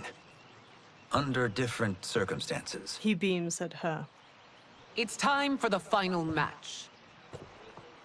It's a testament to your abilities that you've made it thus far. But now you must face General Shao. General Shao approaches. Victor of the Tavarian War. Conqueror of the Kwatan Plains. Defender of the Navala Coast. As has his family for generations, General Shao defends us with zeal and tenacity. All of Outworld is grateful for his service. That's a notable list of accomplishments, General. It is a mere fraction of them. A full recitation would take days. Fight!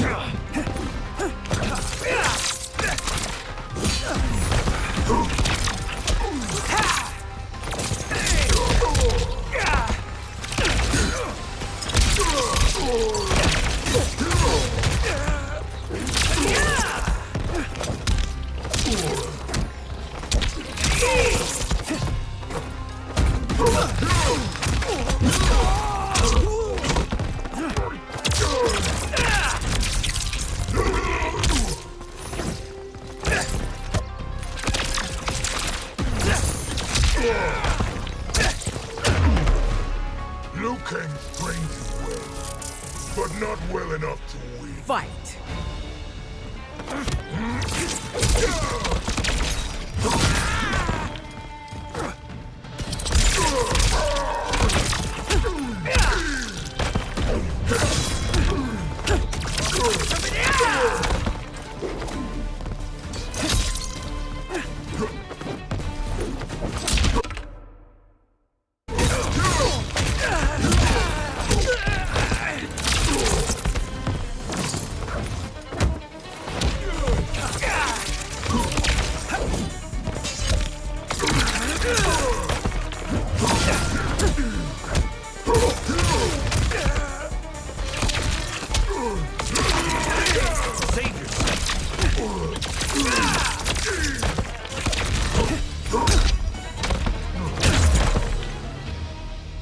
It's over.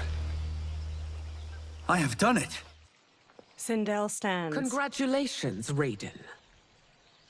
Earthrealm wins. Head held high, Sindel leads Katana away from the courtyard. Raiden steps to General Shao as he tries to get up. Raiden holds a hand out to Shao. May I assist you? Stay away, Earthrealmer. Raiden's face tightens. Well done. You have exceeded my greatest expectations. Thank you, Lord Liu Kang. Because of you, the Outworlders who would disturb the peace will once again be held at bay. Smiling, Liu Kang places a hand on Raiden's shoulder. Come. Let us bid our hosts farewell and return to Earthrealm. Kung Lao, Johnny, and Kenshi bow to Raiden. All right, yeah. That was great. Very impressive. That night, Liu Kang sits in an ornate room before a fire in a brazier, his eyes shut. He opens his eyes. Sand whirls on the other side of the room. It resolves into a dark-skinned man with glowing eyes and a bald head. Geras, my old friend. It's been eons. It's good to see you. Likewise, Lord Liu Kang. I have watched you with the Hourglass. You are relishing your role as Earthrealm's protector. It suits me far better than being Keeper of Time ever did. I never wanted to replace Kronika. Being history's architect drove her mad. I had no wish to share her fate. Which is why I am forever grateful that you volunteered to safeguard the Hourglass. Despite my having relinquished its power, the new era has unfolded as it should. Geras takes a Jaguar figurine from a shelf. You created me in your own image. Duty is my highest calling. While I am glad you are here, you are not one for social calls. Is there trouble with the Hourglass? With something it has shown me. What, Geras? When you restarted history, you altered the destinies of certain malefactors to neutralize them. At least one of them is defying that destiny. Shang Tsung. Go on. He has escaped his meaningless life and is on his way to becoming a powerful sorcerer. He has already infiltrated Sindel's court. I saw no sign of him during the tournament. But if that snake is in Sindel's ear...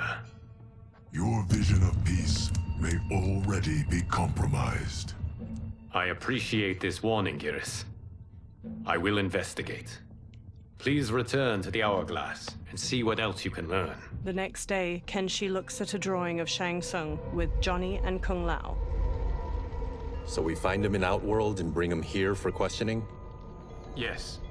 If what I fear has happened, he is a grave threat to the realms. Anything else? Shang Tsung is a master of deceit. Do not trust a word he utters. Sounds a lot like my first agents. It's a tricky mission. I'd rather Raiden go along than this one. Hey, this one is up for the job. This mission must be done quietly. I am breaking my word with Empress Sindel by sending you into Outworld without her knowledge. Due to the tournament, Raiden is now a familiar face there. Sending him will only increase your risk of being discovered. He raises a metal device. This talisman is attuned to Shang Tsung's qi. Follow it to him. And be careful. May the Elder Gods protect you. Kenshi takes the talisman, then trades a look with Johnny. The three men walk through a vast desert at night, flashlights shining through the dark. Are we there yet? Again? How old are you? 5? What can I say? These boots weren't made for walking. If that is the most pain you feel today, consider yourself lucky. Oh, I'm already lucky. I've got Sento strapped to my back. I will reclaim it, Cage. Got 3 million? It's yours. You know I don't have it. I bet you Yakuza pals could come up with it. Oh, that's right. You blew them off. If there's one lesson Hollywood's taught me, it's never burn bridges. You never know who can help. The Yakuza are leeches, bleeding out those too weak to resist. I grew up in that life, and I never understood it. Why my gain required others' pain. I got out. I need my clan out too. We can't be part of their crimes any longer. Scowling, Kenshi looks down at the talisman in his palm as it glows red. He turns around and walks off. Kung Lao shines his flashlight in Johnny's face before following Kenshi away. Johnny walks after the other two. Kenshi holds the talisman out while standing on the edge of a cliff. They survey a village made of buildings carved from large rock formations. A mass of soldiers with spears battle a horde of humanoid creatures with long fangs jutting from their mouths.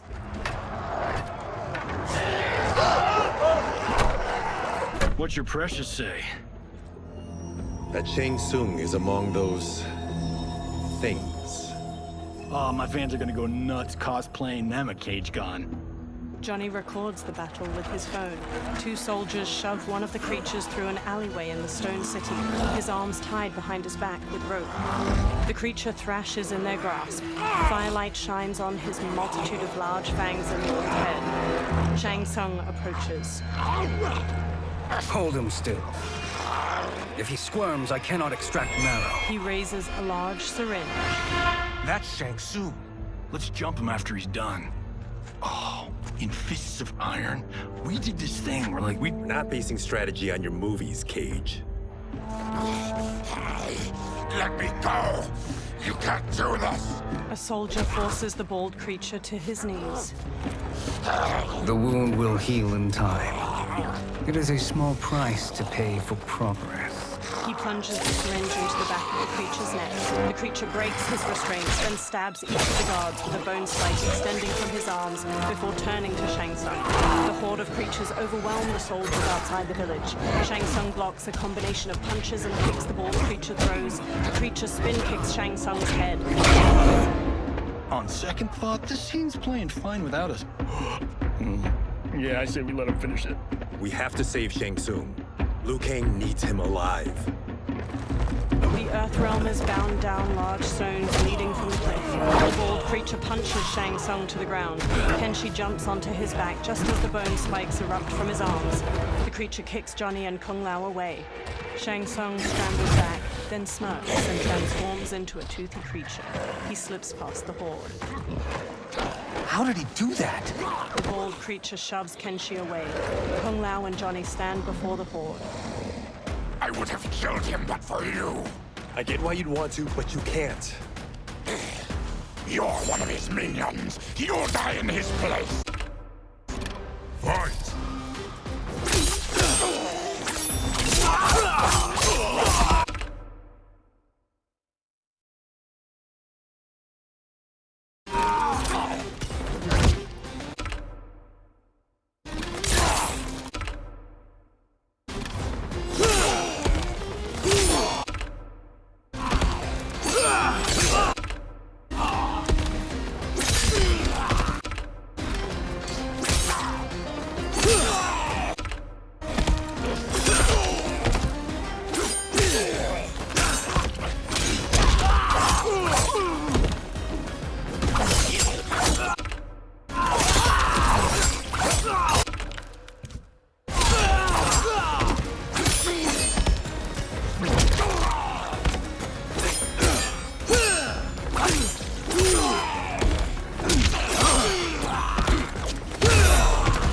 haven't stopped him. You just made him angry. Fight.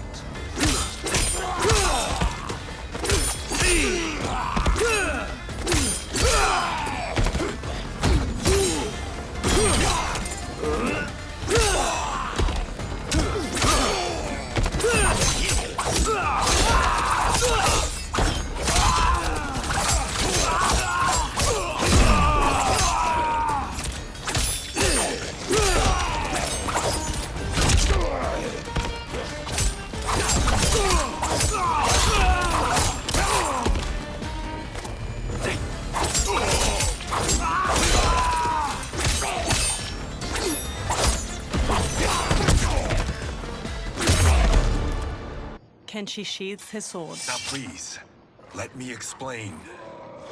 The horde surrounds them. You got us into this. How about getting us out? I know what this looks like, but we don't work for Shang Tsung. If not, why save him? Because Liu Kang, Earthrealm's protector, wants to question him. He thinks Shang Tsung may be a threat to both our realms. He holds out his hand. I'm Kenshi Takahashi. Our kind do not shake hands. I'm sorry. I didn't mean to offend. Don't you know what we are? No, we don't. We are victims of Tarkat. The disease is not easily gotten, but you can't risk more close exposure. Johnny nervously wipes his hands. It disfigures, then debilitates. In time, it will turn us all into bloodthirsty monsters. Death is our only release. So you weren't always like this? I was once a rich merchant, but when I became ill, I was banished. Now I run this colony.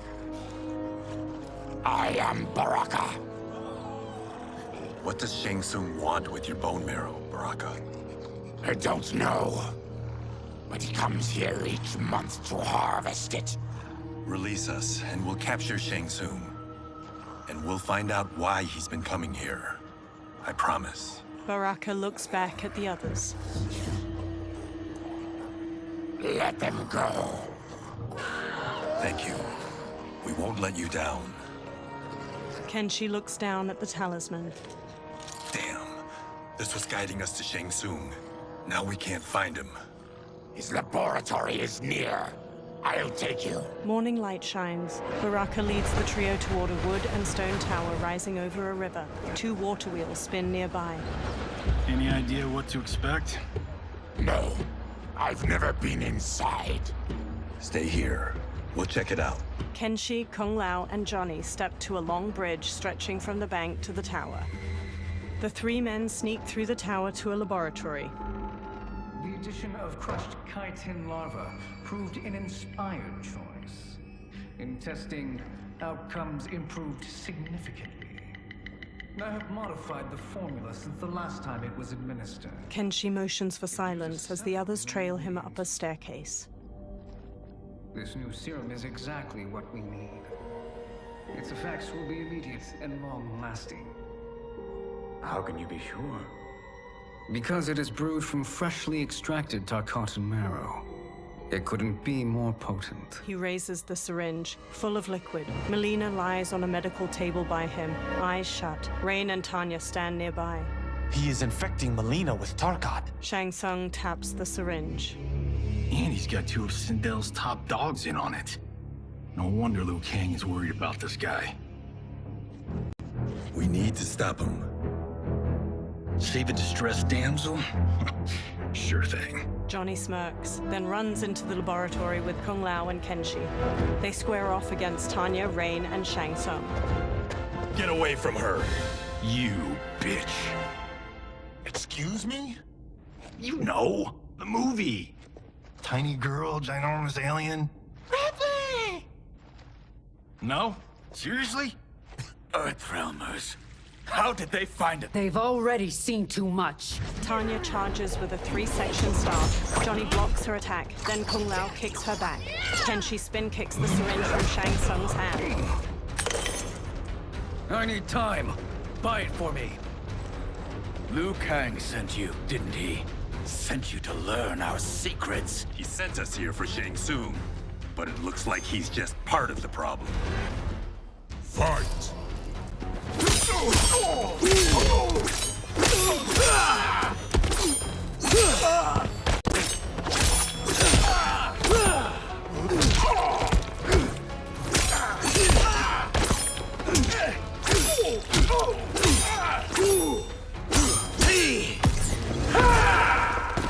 The attacker hits the victim's face with a hook, then twists their arm to break their shoulder. Rain summons 2 tendrils of water which wrap around the victim's hips to electrocute them and shatter their pelvis.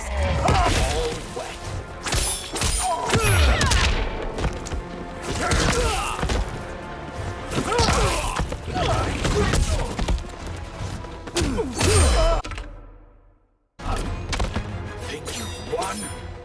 We are just getting started. Fight!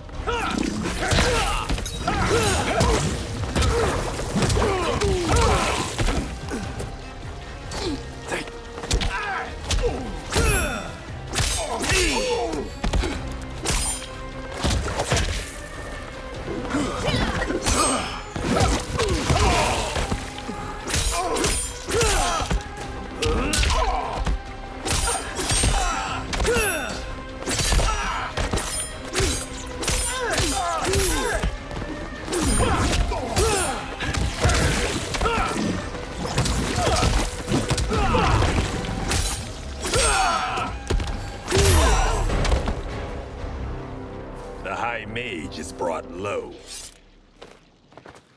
Tanya whirls her 3-section staff around and strikes Kung Lao's face, then jumps and bashes Johnny's head.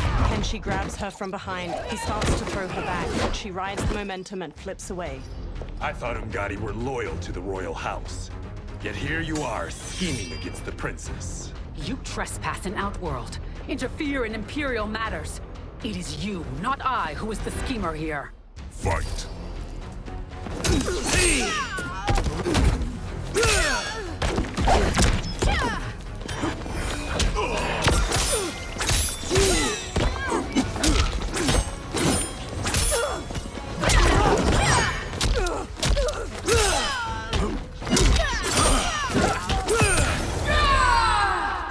The attacker jabs the victim with 3 strikes, then knocks them away with an elbow to the head. Tanya bolts forward, leaving her staff lodged in the ground.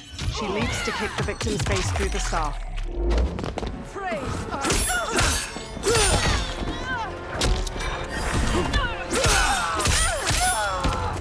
Your plot ends here, Ungadi. Fight!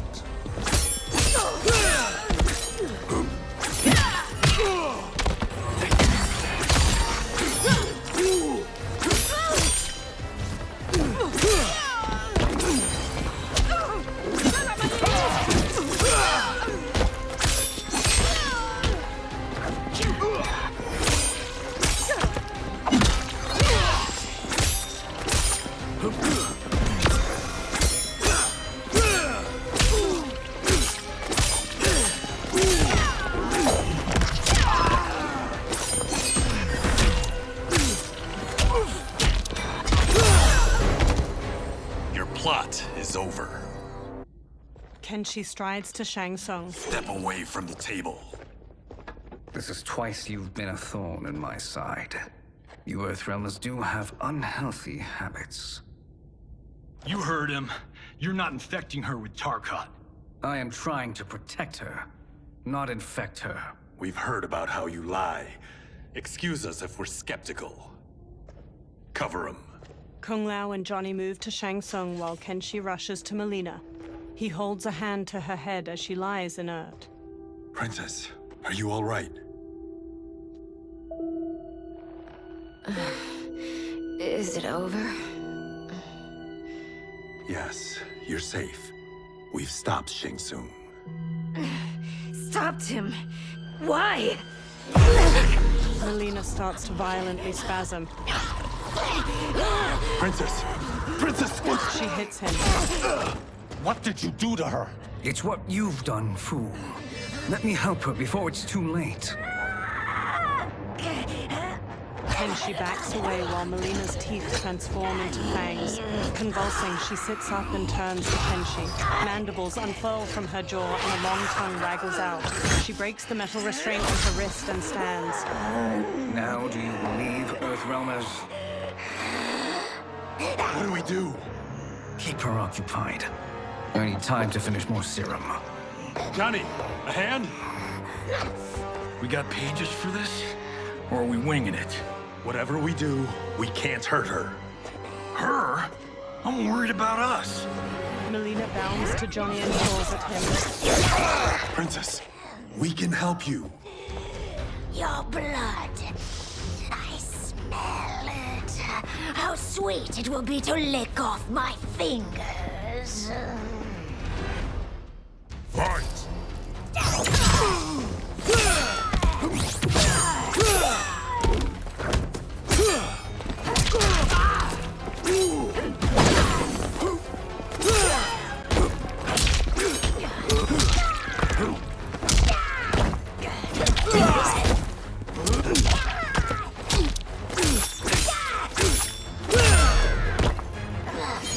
Don't deny me your flesh. I must feed. Fight!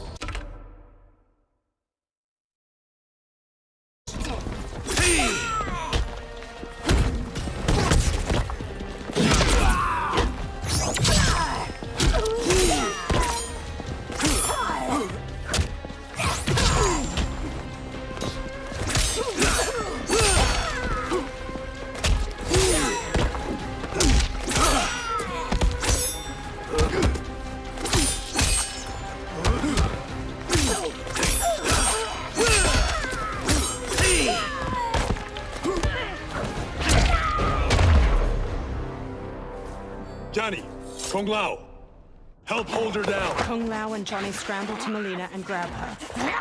It's now or never, Shang Tsung. Shang Tsung fills a syringe with liquid as Melina throws Johnny and Kung Lao off. Melina dashes to a table and grabs her side blades from it, then leaps at Kenshi and impales his eyes with them.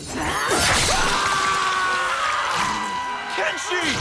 She rips the blades free. Shang Tsung injects the syringe into her neck. He holds her as she goes still. She sags to the floor as her Takatan features transform back to normal. By the gods! Melina! Katana, General Shao, and an armored Shokan burst into the lab. What's happened here, sorcerer? These men were sent to disrupt your sister's treatment and scandalize Outworld by revealing her illness. What? That's totally fake news! Princess, we were... The Shokan punches him hard, then pummels Kung Lao to the floor. Thank you, Goro. I've no stomach for Earthrealm lies. We should detain the Earthrealmers and the Tarkatan we found outside. At least until the Empress is ready to respond to this incursion. Agreed. General Shao gestures to 4 soldiers. They haul Kenshi, Johnny, and Kung Lao away. But she must realize that this incident proves Earthrealm's bad faith. We must strike them now to protect ourselves. No. They would not do this. There must be a misunderstanding. They all turn to a portal made of spiraling green light opening nearby. A bald outworlder with tawny skin emerges from the portal and regards them all. He has black markings around his eyes and a red symbol tattooed on his head. It is no misunderstanding, Princess. It is a confirmation of my prophecy. Left unchecked, Liu Kang will conquer Outworld. He kneels by Katana. I apologize for not arriving sooner to defend your sister. I am glad she received her treatment. The princess is safe, but the threat from Earthrealm remains. Yes. Quan Chi, when do you anticipate they will strike? Soon. Today's events were foretold in the final quatrains of the prophecy. Then I am right. We must act now, Princess. I will take your concerns to the Empress. It is for her to decide. Rain, Tanya, assist me. Rain and Tanya lift Melina from the floor. Rain carries Melina out of the laboratory with Tanya supporting her lolling head. What truly happened here, sorcerer? That the Earthrealmers interrupted the princess's treatment was happenstance. They were here to capture me for Liu Kang. You? Why? That I must investigate. For now, let us revel in our good fortune. The Earthrealm's serendipitous arrival has given us ample evidence to convince the Empress of the truth of Quan Chi's prophecy. Conflict with Earthrealm is now inevitable. Not necessarily. The Empress has never been eager for conflict. If she resists, she will be replaced. Outworld needs a steadfast leader. A leader like you, perhaps. If my realm requires it of me. Shang Tsung smirks at Shao. Kill the Earthrealmers. They cannot report back to Liu Kang.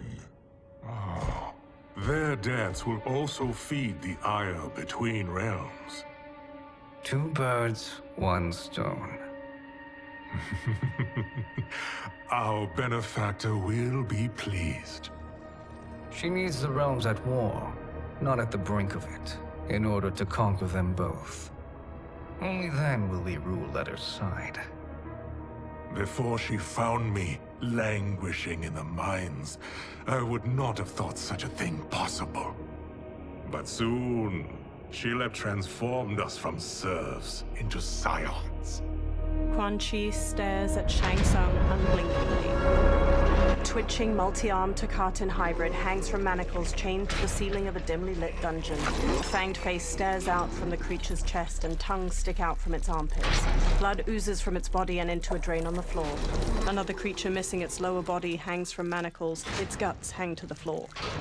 Baraka slams on the bars of a cell he stands in. Kenshi sits near him by Johnny's and Kung Lao's unmoving bodies. You've been at that for hours. If you could see, you'd know why.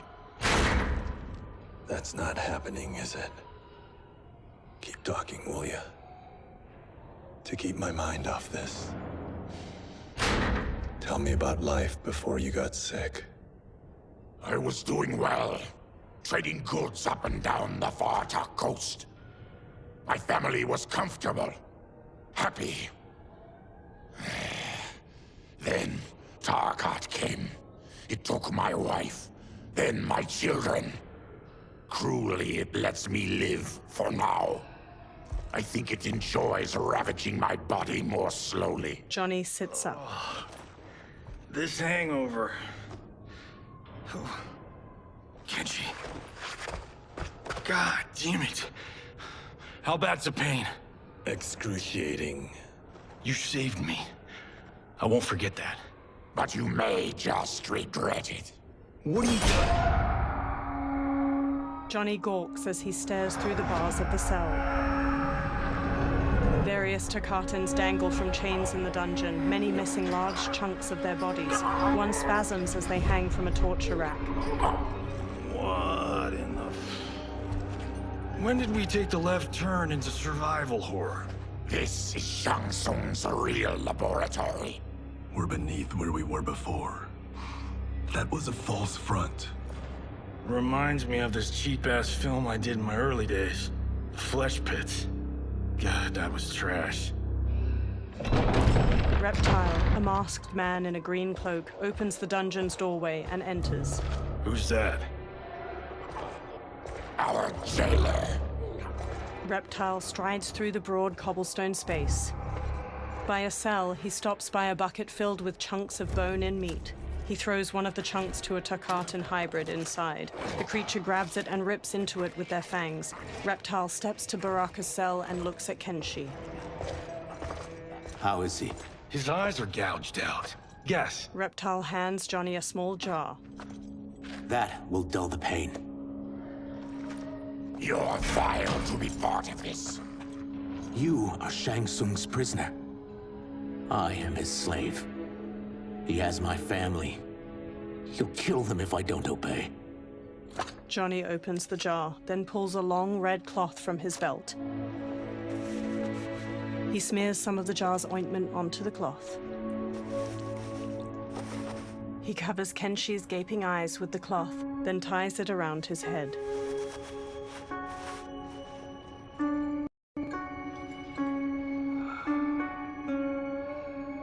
Why did he pick you? So he could learn how I shapeshift. He learned that from you? We saw him do that. It was unreal. So how does it work? You just shape-shift into anything you want? I can shift only between this and my natural form. He shapeshifts into a humanoid lizard. You're Zaterran. Your race can shapeshift. None can except me. He shapeshifts back as light coalesces near him. It resolves into Shang Tsung. He smirks and steps closer to the cell. Are they ready? It's time. Time for what, sorcerer? Replication experiments. They begin with your vivisection. I'll use your harvested parts to build new creations. The process is fatal, of course. Liu Kang won't let you get away with this. That presumes he will ever learn what happened. But when I am done, there will be no trace left of you. I shall return soon to check progress. I have other matters to which I must attend. He teleports away. You don't have to do this. It's either you or my family. Reptile moves to another cage filled with Tarkatan hybrids. He opens their cell by pulling a chain through a pulley. Put them in the chambers. The warrior's cell door opens as the creatures charge. Johnny jumps, swings from the bars above, and kicks a hybrid down before punching his head. He kicks one hybrid's face before kicking another to the floor. A third rams Johnny into a wall. Kenshi sits in the cell while Kung Lao fights off two of the creatures, and Baraka viciously stabs another's belly before throwing him away.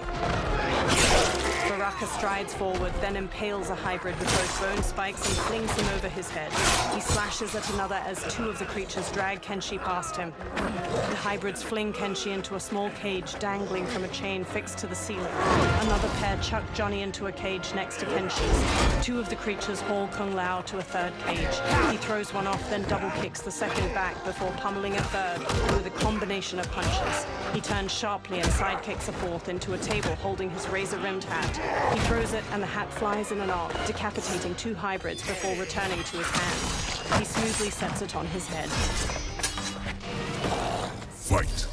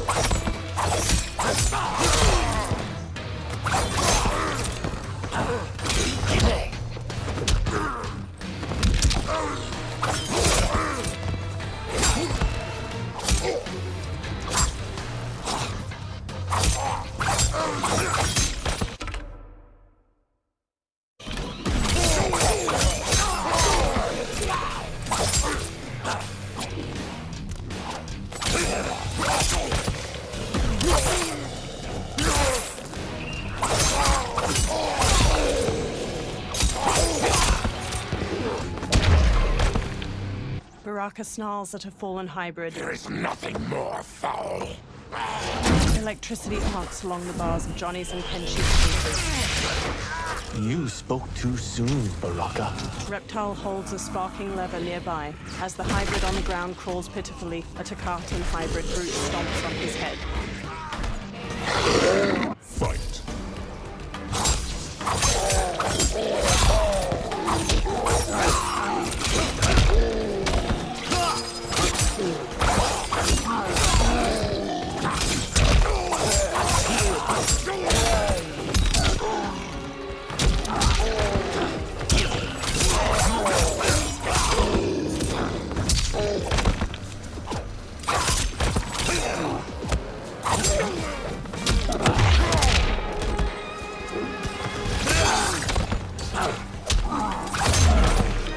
You're an unwelcome glimpse of my future.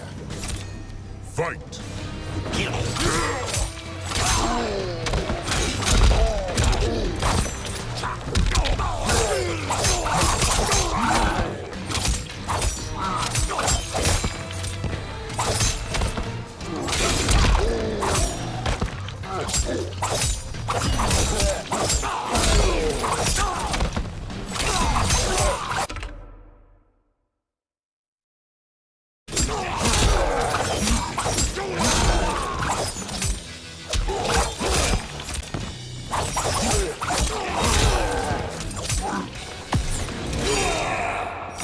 The attacker hits the victim's face with a hook, then twists their arm to break their shoulder. Baraka stabs the victim with an arm blade and lifts them before plunging the blade into their throat, shattering their spine.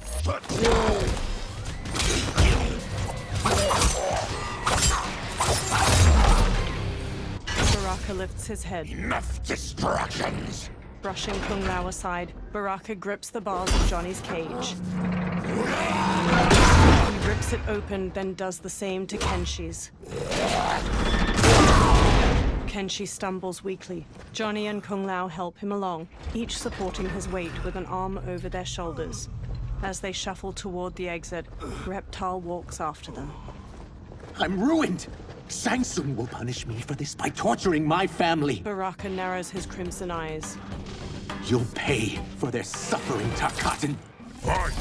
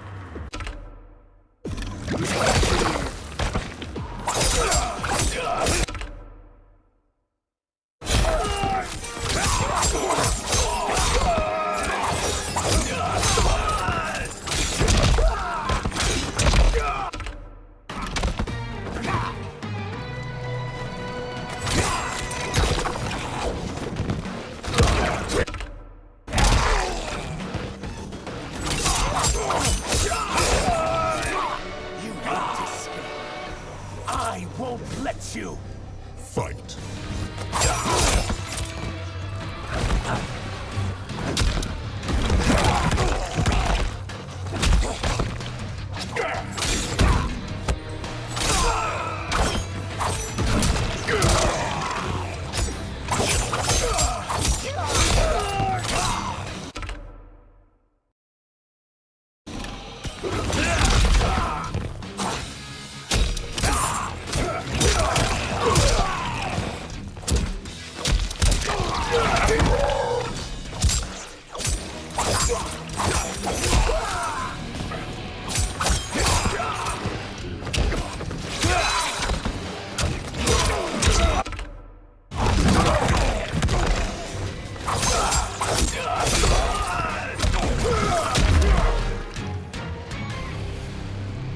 We are leaving.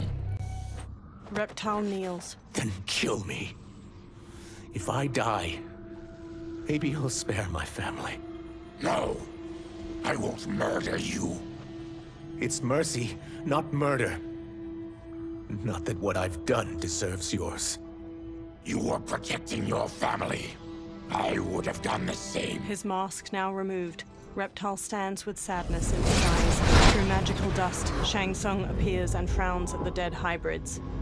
What has happened here? Johnny takes up center and stands with Baraka and Reptile. Shang Tsung points sharply at Reptile. Syzoth, you fool! You let them ruin everything. We're going, sorcerer. And we're taking you with us. Liu Kang would like a word. I cannot be apprehended so easily. Shang Tsung plunges clouds of green gas. Yeah, I got a bad feeling about this. I bid you all farewell. Cheer up, Syzoth. I'm reuniting you with your family. They're dead? You killed them? Many moons ago. I do hate loose ends. Reptile's lips curl into a snarl, and he charges the sorcerer, but Shang Tsung disappears in a magical dust cloud. We gotta get out of here. Green gas fills the room as Reptile tries the door. What's wrong? The door must have sealed when the gas was released. Baraka strides toward the door. Stand aside. Test your might.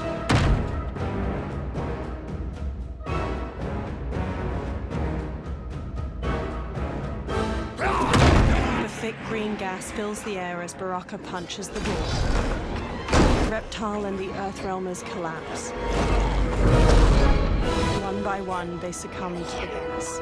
Baraka, his fists clenched against the door, is the last to fall.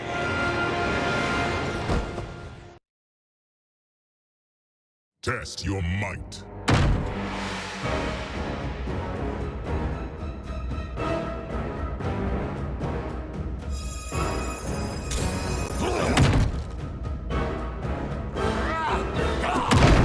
Thick green gas fills the air as Baraka punches the door. Reptile and the Earthrealmers collapse. One by one, they succumb to the gas. Baraka, his fists clenched against the door, is the last to fall. Test your might.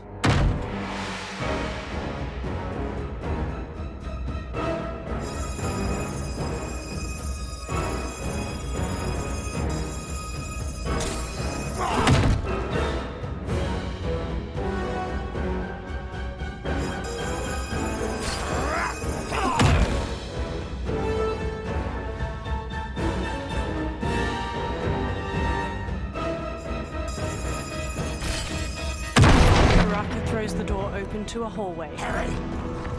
Follow me. This way. Johnny and Kung Lao support Kenshi. Leave me. I'll just slow you down. What? Shang Tsung finds you, he'll kill you. Look at me, Cage. I'm useless. Don't risk your lives to save mine. Hey, you are not giving up. The Tyra need you, remember? We are gonna get back home and figure out how to help you. Got it? Baraka and Reptile march ahead, leading the way out of the laboratory and into a bright, clear day. They make their way into a lush forest. We can't linger. We'll be captured. We need help getting Kenshi to the portal at Sundo. I can take you only to the city's gate. Tarkatans are forbidden inside. I'll see you the rest of the way. It's the least I can do to make amends. Reptile trudges on. Dozens of trees have tall faces carved into their trunks. Kenshi walks with a hand on Johnny's shoulder. God, this reminds me of Wicked Planet. We had this forest in the second act. The Manticore battle. Yes! It was a pain to shoot, but man, did it come out epic. I can picture it exactly. Kenshi and Johnny smile. This is the living forest. Aren't all forests living, Baraka? No others have trees that house the souls of the dead. Whoa, wait a tick. We're talking ghosts? Good ones, not evil. You guys know anybody in here? Some distant relatives. You will find no Zaterrans. Why not? The Warmbloods don't welcome us. So we keep to ourselves, living underground in Sikander province.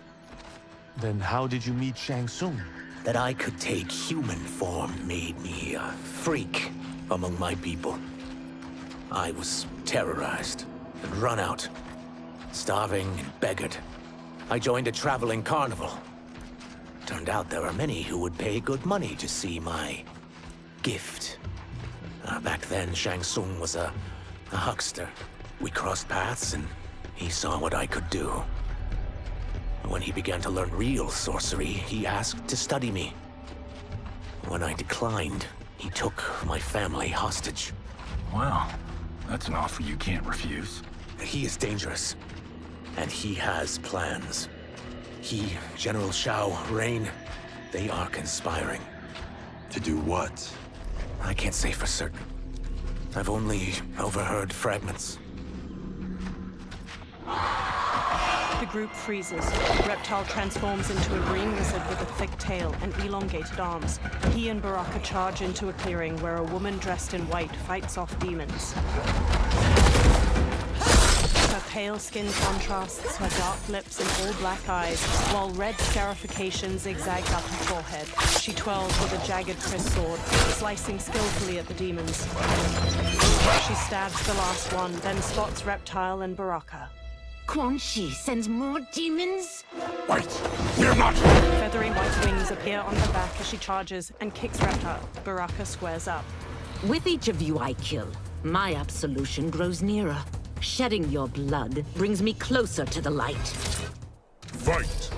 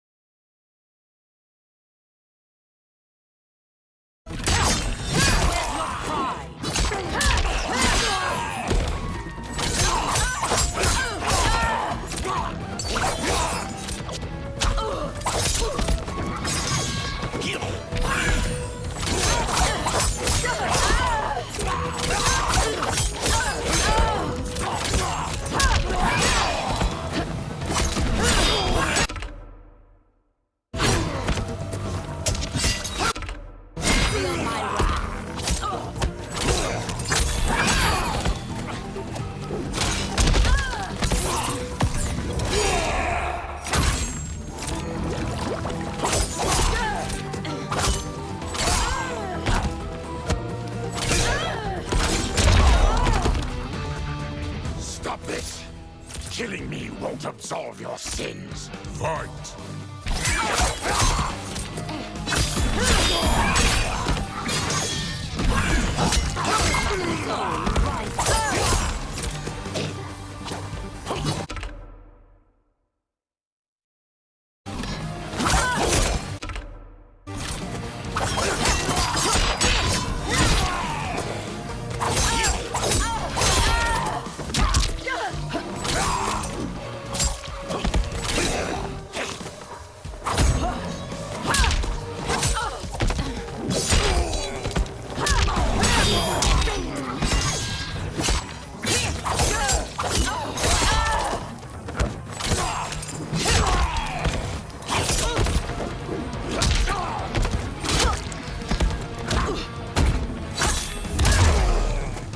Accept your fate, demon. Fight!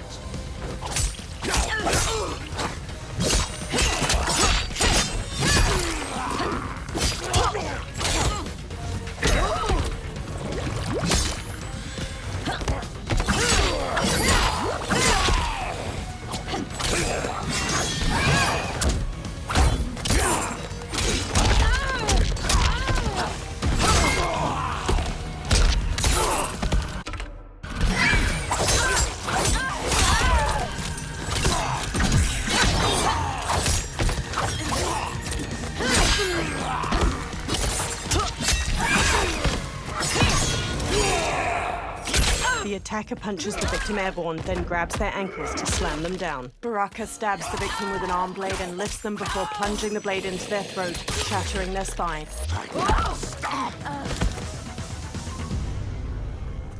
Whoever you are, we are not demons. Eyes narrowed, the woman picks up her sword. If not demons, what are you? He's a Terran. I am a Denian. Or I was before my Tarkat affliction. Outworlders. Apologies. I'm glad I've caused neither of you permanent injury. Kung Lao treads cautiously into the clearing past a demon's head. Kenshi, led by Johnny, crinkles his nose. What is that? Just keep swimming.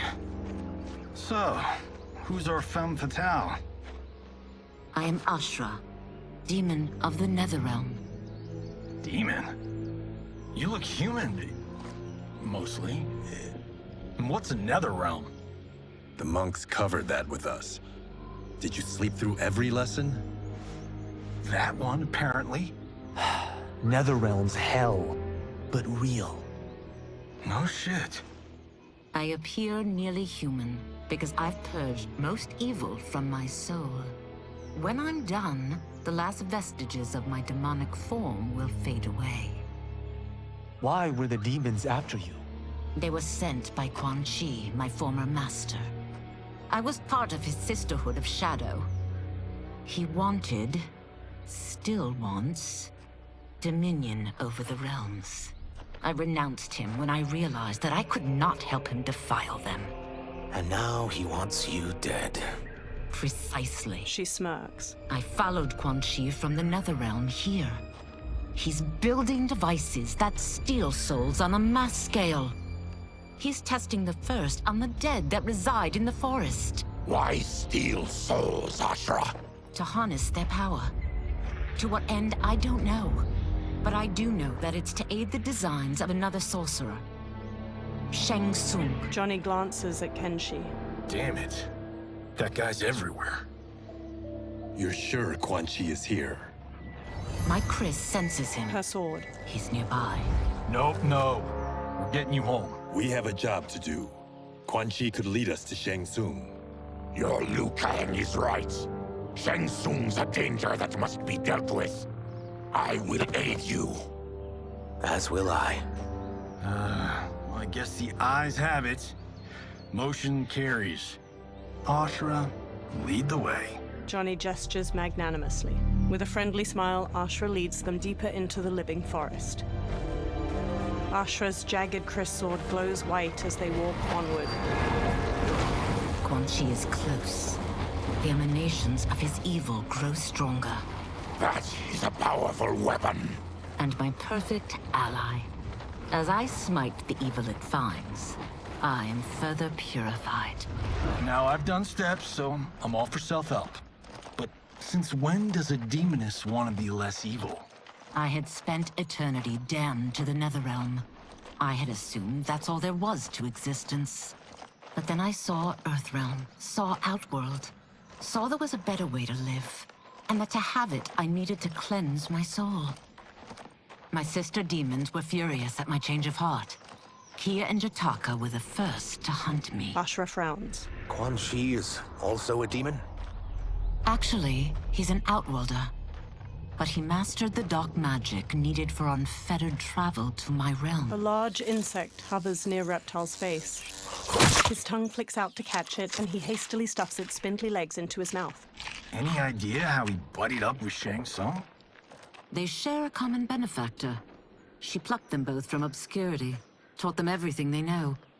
I've never met her, but there's no question that she is a sorceress beyond compare. The Chris sword glows brightly, emanating a golden aura. Quan Chi is near. Quan Chi stands on a wood platform where a twisting statue of skulls glows with green light. 4 onlookers hold red gemstones. I am ready for your contributions. A woman with bat-like wings steps forward. Ornate silver finery weaves along her thighs and midriff. Excellent, Nitara. I need yours as well. A Saidan man with black hair and deep scars on his chest looks up. Darius and I have been thinking, sorcerer. Do not try to renegotiate, Havoc. We need proof that you'll deliver. That he's delivered for Natara's Vaternians is all the proof you need.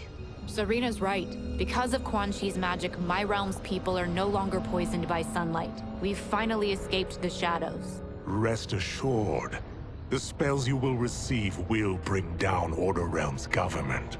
When will we have them, Quan Chi? After the attack on Earthrealm.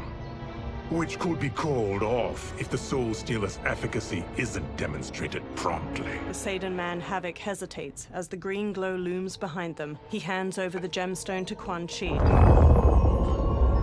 Quan Chi's eyes widen. Nearby, Ashra steps forward from her new companions. Their gazes are all fixed on the platform. Well, this plot just got thicker. Earthrealm is in grave danger. Just one Soul Stealer can kill hundreds of thousands. If he unleashes a battery of them, millions will die. He must be stopped. I will deal with Quan Chi. The four of you subdue the others. Whoa there, big fella.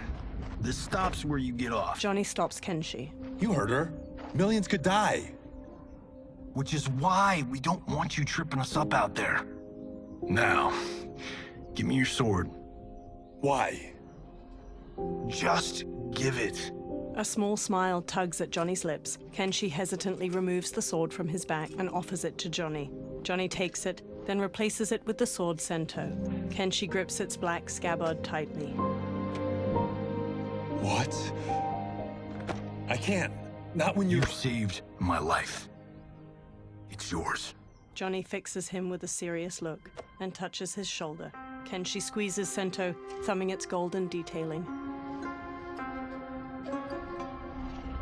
At the Soul Stealer, Quan Chi casts green magic from his hands. Natara spots Ashra's group charging in. Quan Chi! They stop before the platform as Quan Chi turns. Yet again, you evade capture, Ashra. And now it appears you've found allies. We are joined against you, sorcerer. You won't be stealing any souls. Ashra flourishes her sword and charges in. Natara flies forward to meet her, slashing with red claws. Baraka bowls into Havoc, and they brawl with clenched fists. Kung Lao kicks at the demon woman Serena, who parries him with swift ease and counters with a gut punch. Johnny exchanges blows with Darius, a Saidan man with dark umber skin and orange sunglasses. Ashra manages to slice Natara's arm. That blade's enchanted. It was forged to destroy evil. It's slain many of your vampire kind. We can't help what we are. That we feed on blood doesn't make us evil. Fight.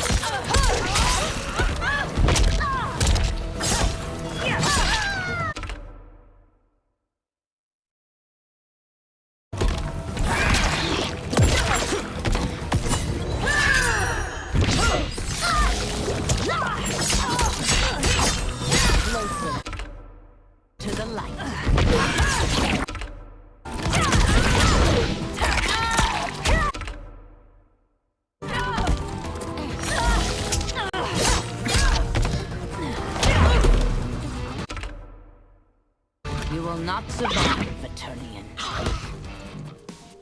Fight.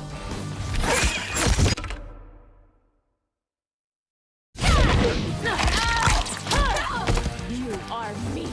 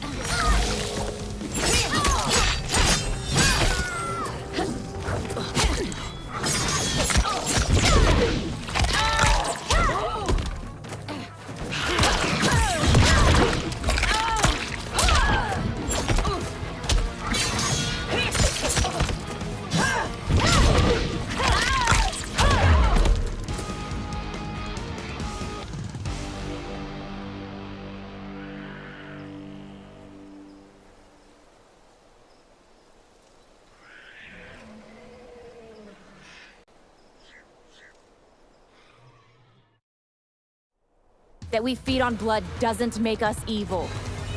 Fight!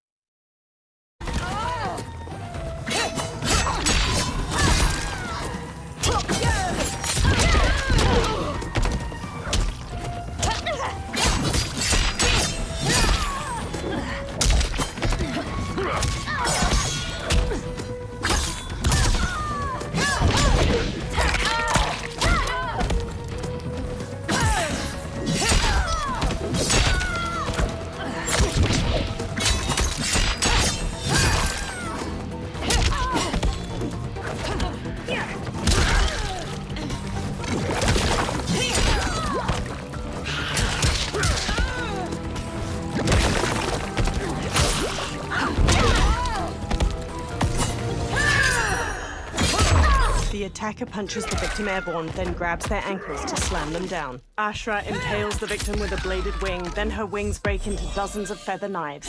She slashes with her kris as the knives pierce them. Is that your best, demon? You'll need much more. Fight!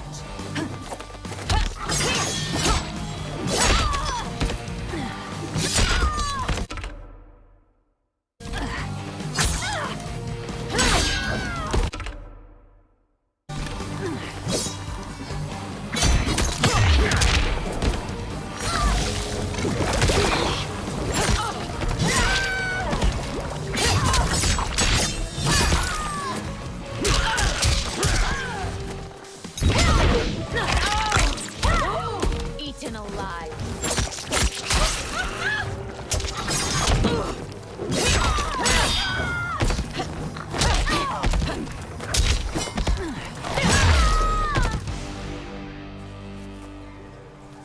I am one step closer to redemption.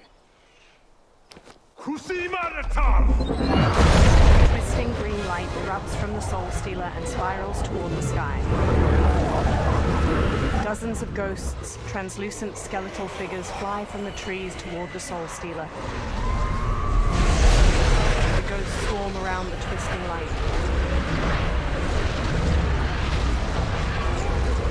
Johnny gazes up at the ghosts with the others, all awash with pallid green light. My God, it's a tornado. The forest withers and rots as the faces carved into the trees turn skeletal. Quan Chi conjures green light in his palms, then lifts them overhead.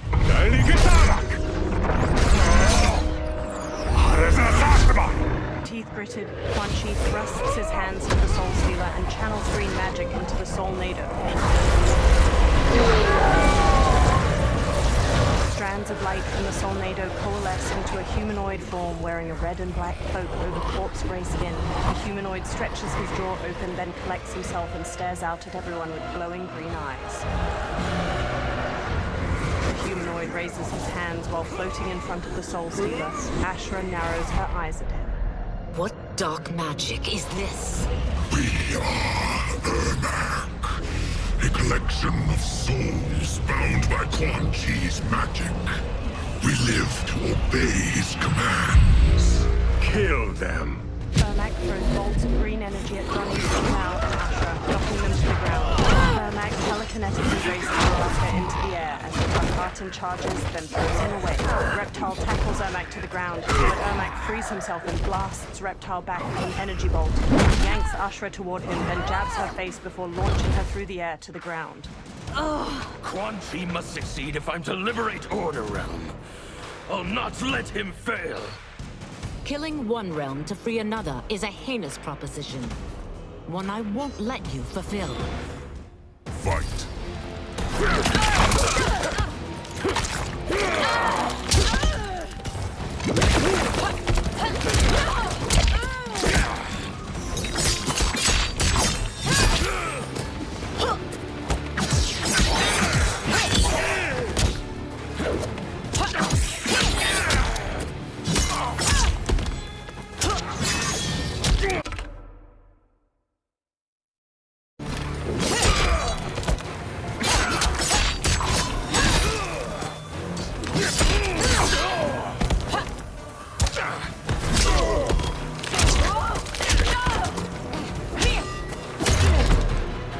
That you aid Quan Chi speaks volumes about you. Fight.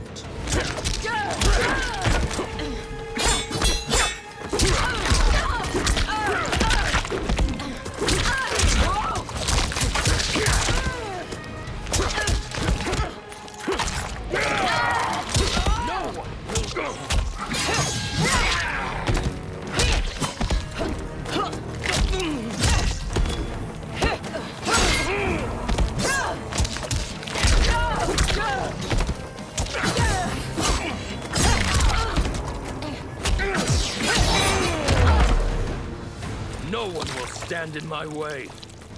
Not even you. Fight!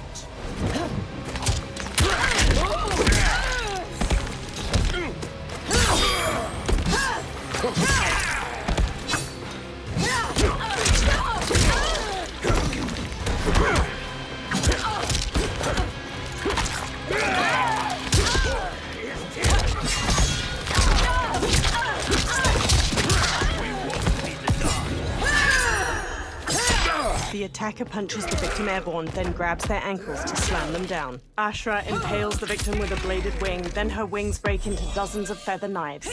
She slashes with her kiss as the knives pierce them. Embrace virtue.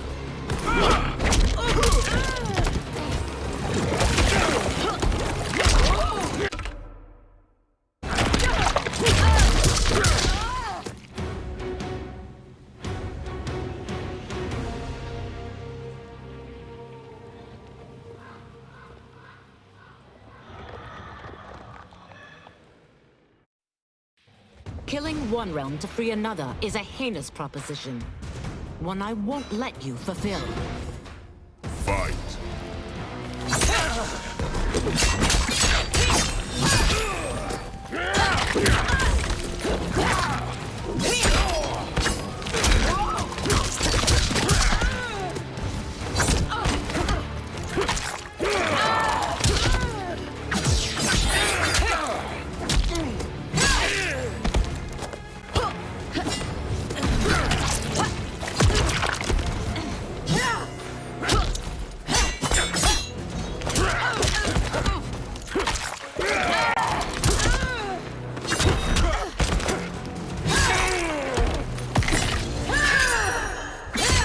The attacker punches the victim airborne, then grabs their ankles to slam them down. Ashra impales the victim with a bladed wing, then her wings break into dozens of feather knives. She slashes with her kiss as the knives pierce them. That you aid Quan Chi speaks volumes about you. Fight!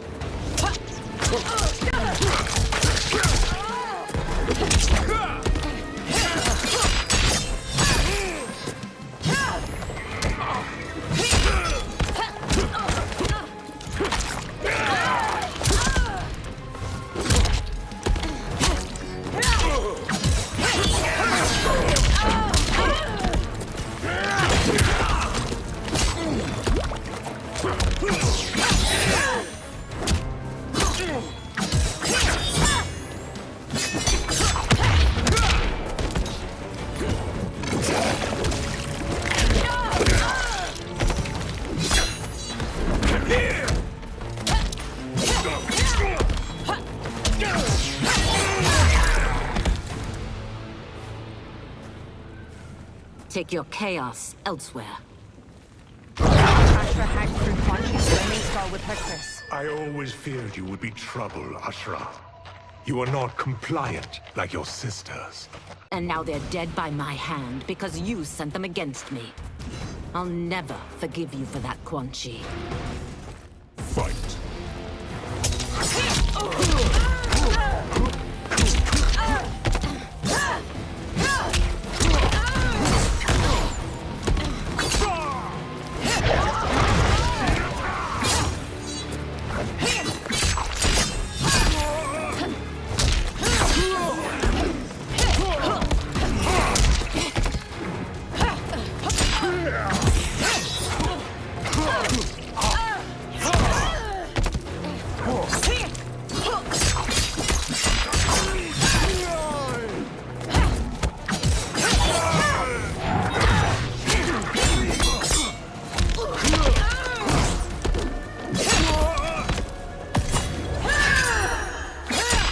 The attacker punches the victim airborne, then grabs their ankles to slam them down. Ashra impales the victim with a bladed wing, then her wings break into dozens of feather knives.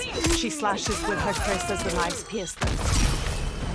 This has been a long time coming, sorcerer. Fight.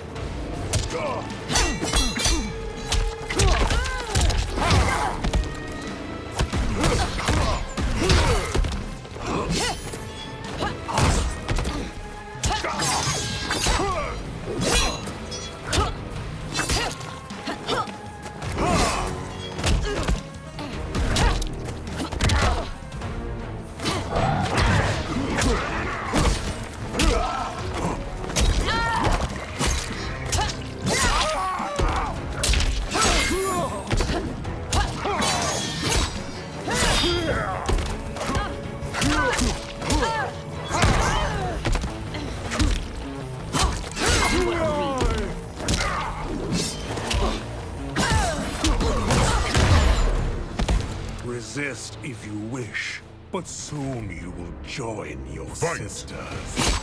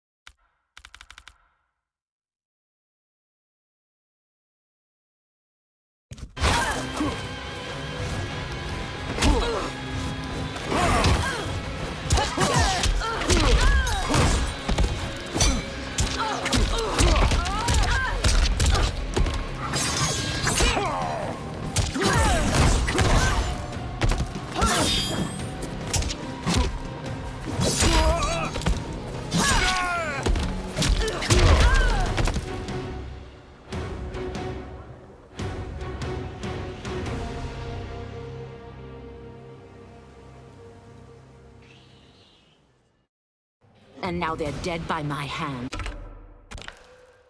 Because you sent them against me. I'll never forgive you for that, Quan Chi. Fight!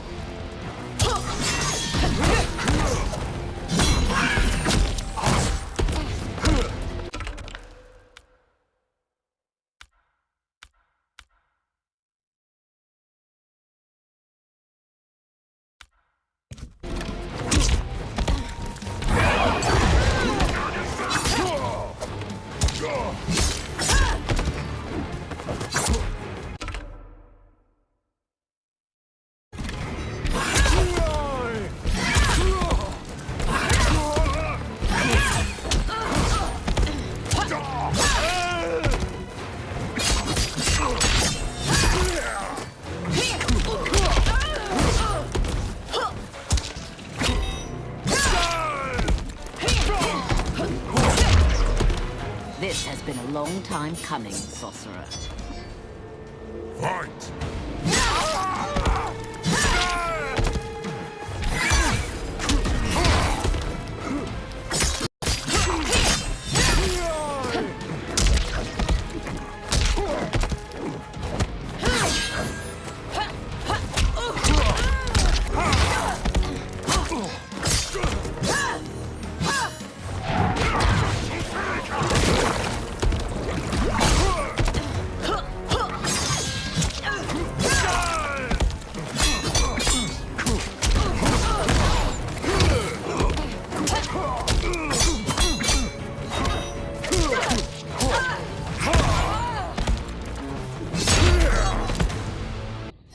Ashra scowls. When I'm finished here, I will finish you. She flings her kris at Ermac. He stops it telekinetically. Ashra grabs the kris and slashes at him. Ermac weaves around her attack and blasts her back. Johnny kicks his head, then Ermac smacks his face, making him stumble away.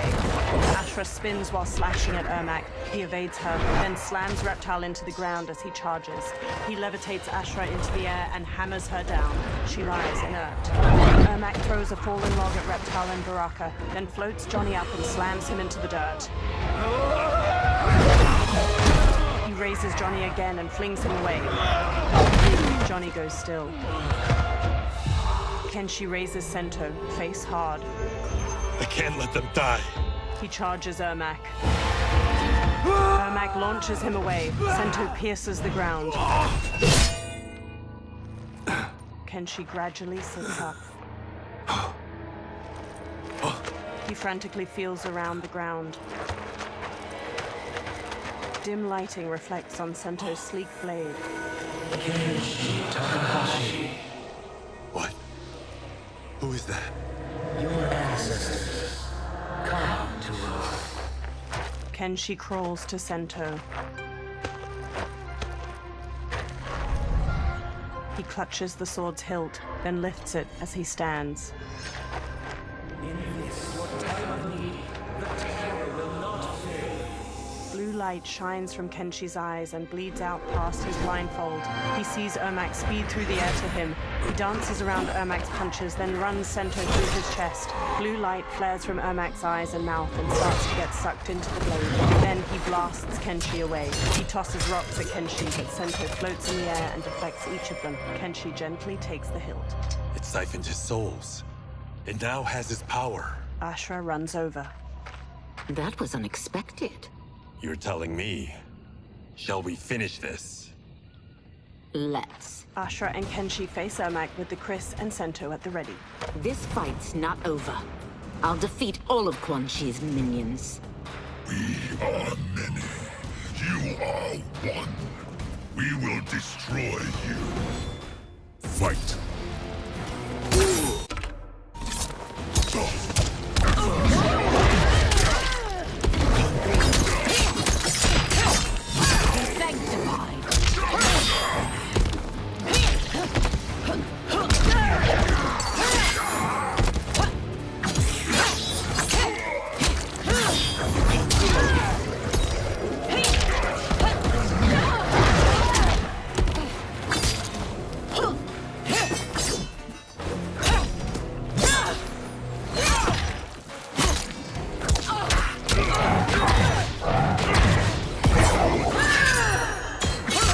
The attacker jabs the victim with 3 strikes, then knocks them away with an elbow to the head. Ashra impales the victim with a bladed wing, then her wings break into dozens of feather knives. She slashes with her Chris as the knives pierce them. She requires your death. His demand will be satisfied.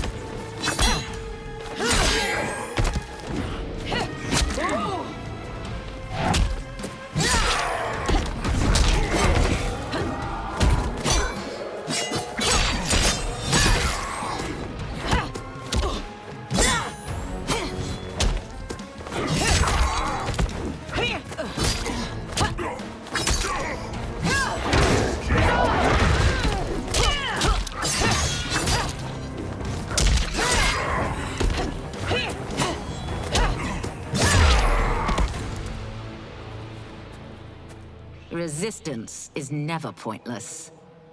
We are many. You are one. We will destroy you. What's wrong with him? Kombat must have weakened the magic that binds his souls together. Sindel, I'll find you. Ermac sags to the ground. What was that? Watch him. I'll shut down the Soul Stealer.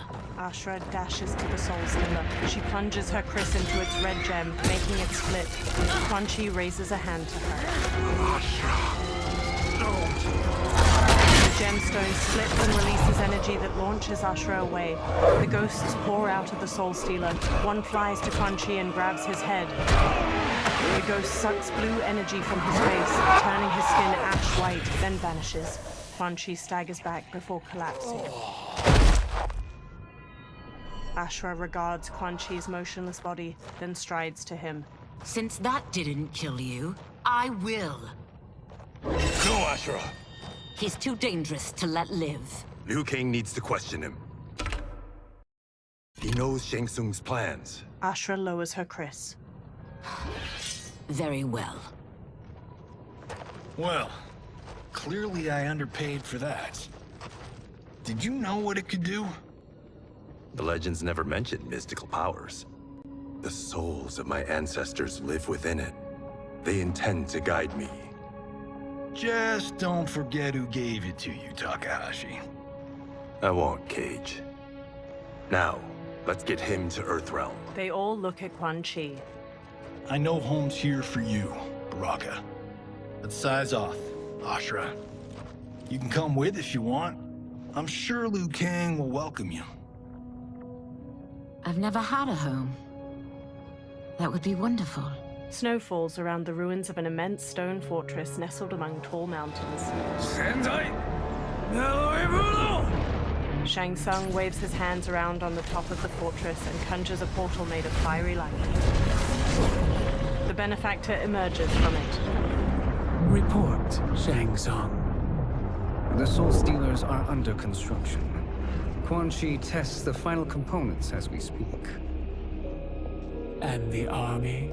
Will obey your every command, once it's been fed sufficient souls. I've also conceived a plan to break the Lin Kuei away from Liu Kang. Instead of defending Earthrealm, they will betray it. Excellent. You have learned quickly, Shang Tsung, and well. You will soon reap the bounty of what you've sown. He beams. Moonlight falls over the rooftops of Sundo. Reptile leaps from one roof to another. He looks down at a massive festival of Outworlders in the streets below, each wearing brightly colored clothes.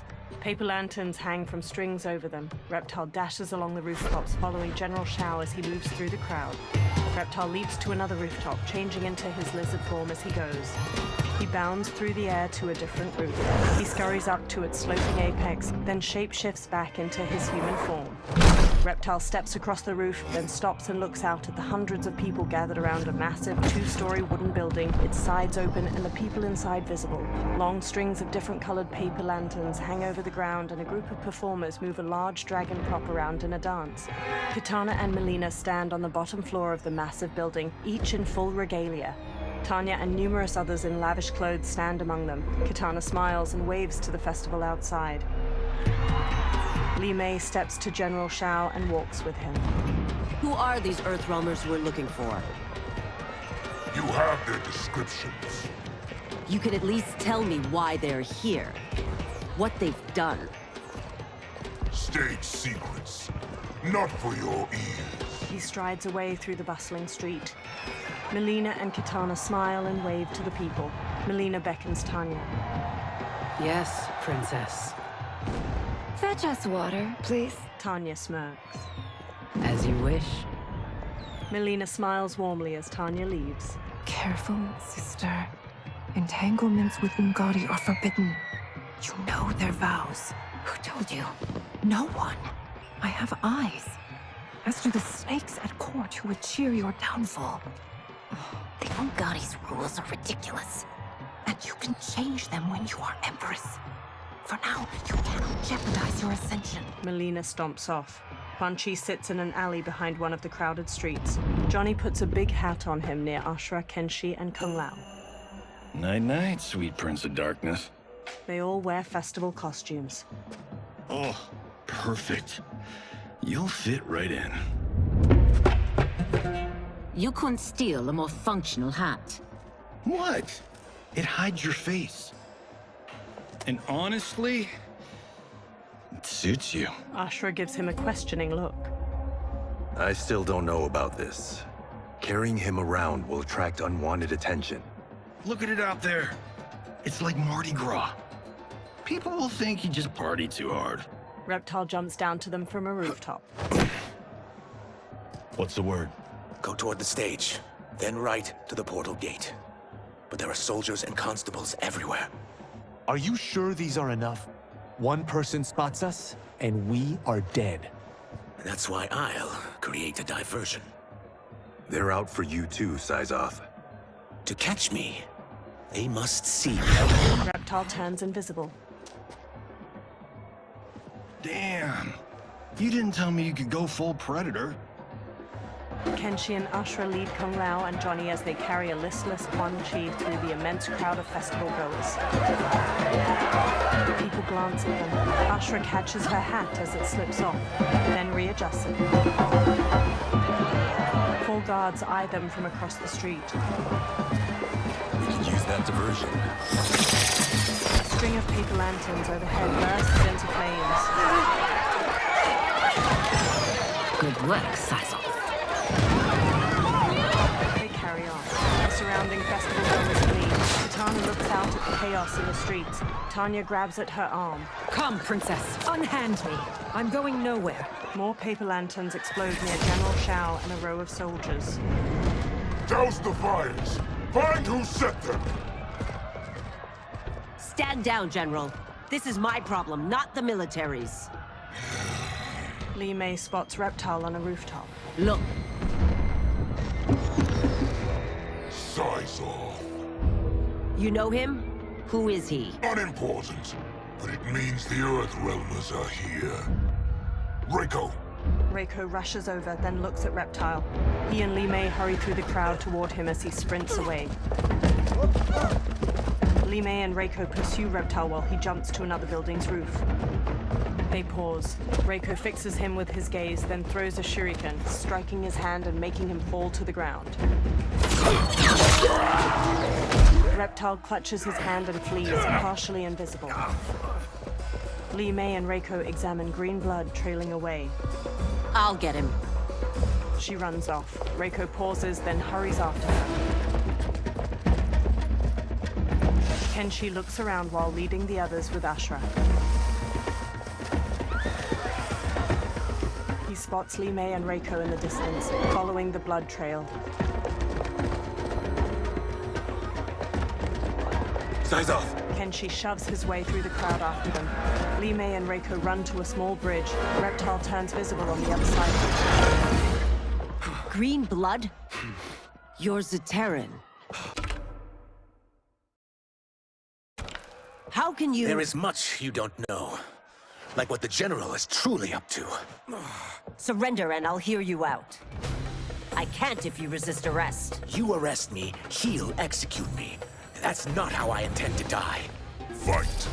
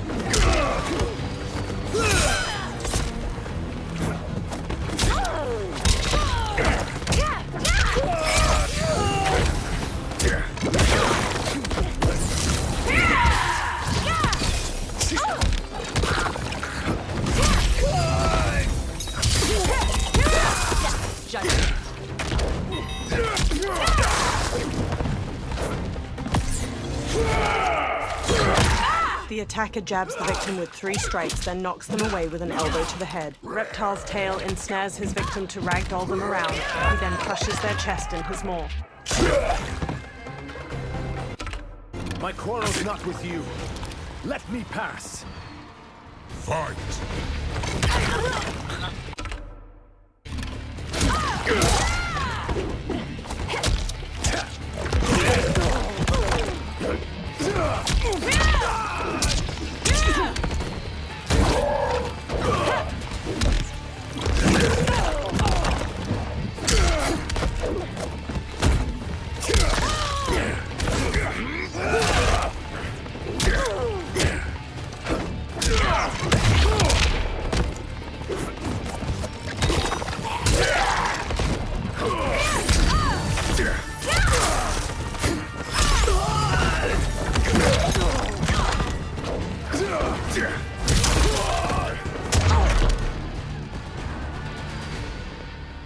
Know that I am sorry for disturbing Sundo's peace. Kitana glowers. Ludicrous. Princess, no! You could be hurt. Kitana unfurls 2 fan blades and charges Reptile. He dances around her attacks, then punches at her. She dodges just as Tanya strikes at him with a 3/4 staff. He counters her swings, then kicks her away. Insurrection from a Zaterran? This is a day I never thought I'd see. You misread my intentions, Princess. Sadly, I've no time to explain them. Fight!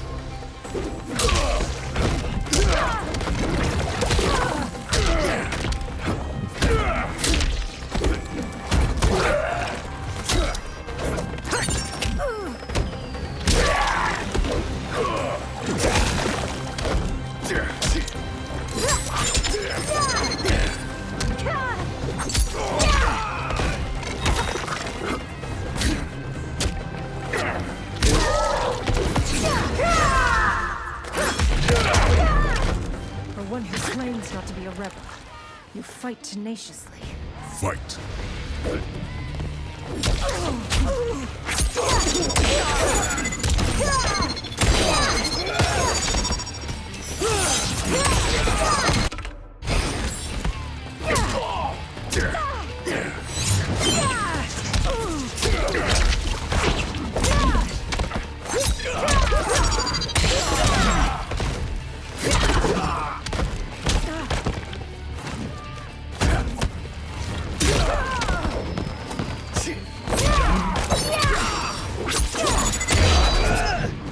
I don't want to harm you, but you're leaving me little choice.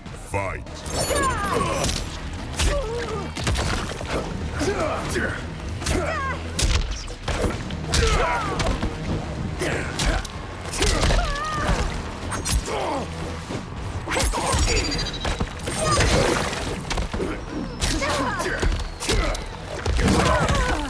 Be still!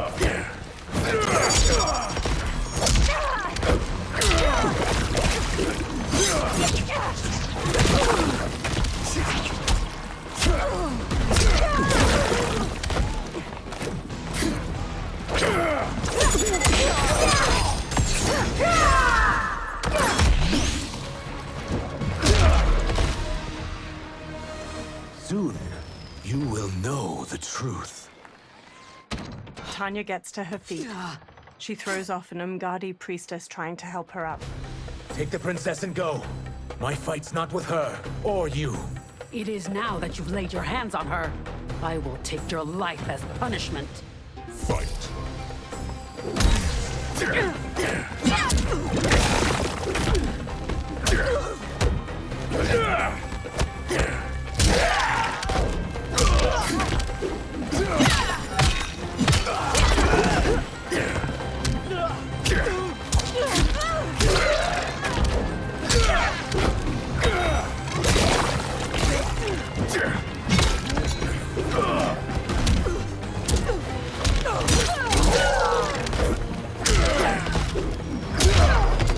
I haven't got the princess.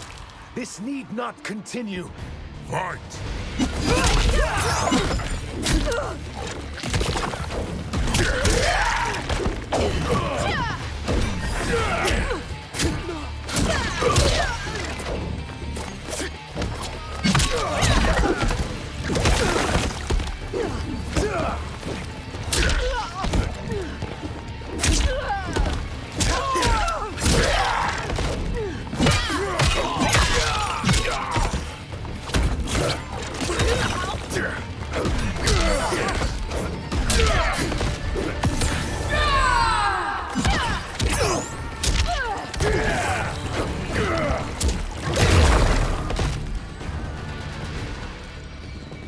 My sentence is suspended, Umgadi. General Shao advances with Goro and other soldiers. Found you. Johnny and Kung Lao let go of Quan Chi as he stirs. Kung Lao and Johnny swap looks, then shrug. They punch and kick Quan Chi until he collapses. General Shao rests his large axe on his shoulder as he paces over. Quan Chi staggers to his feet, then stumbles away. What about him? Worry only about the Earth Realmers. This is one of my movies. We get saved by a plucky comic sidekick. Reptile and Kenshi zipline across a rope leading from one roof to another. They land by them. If we die today, we die together. Not comic, but definitely plucky. Johnny sidekicks Goro, then Goro grabs his arm. Ashra parries the swords of several soldiers and counters. General Shao brings his axe crashing down on Reptile. He dodges, then shifts into his lizard form and bashes Shao away. It's unlike Shang Tsung to leave loose ends. Now that I'm free of him, I'll reveal your conspiracy to all of Outworld. You'll do nothing of the kind. Dead men tell no tales. Fight!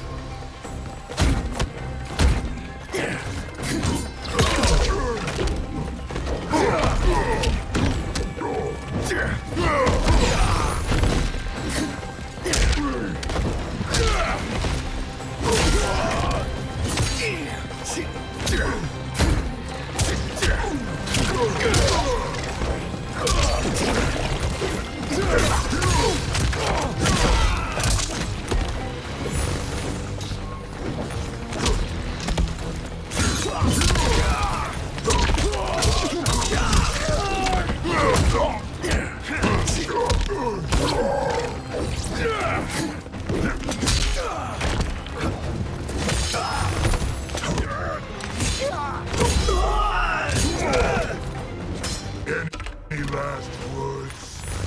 Now. Time. Fight!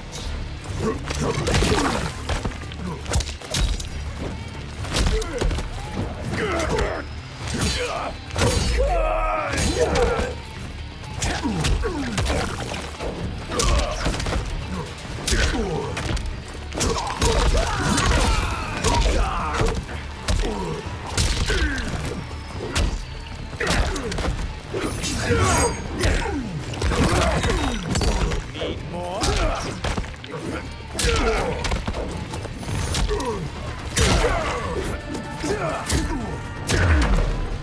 You've more grit than expected. It will make your defeat that much more satisfying.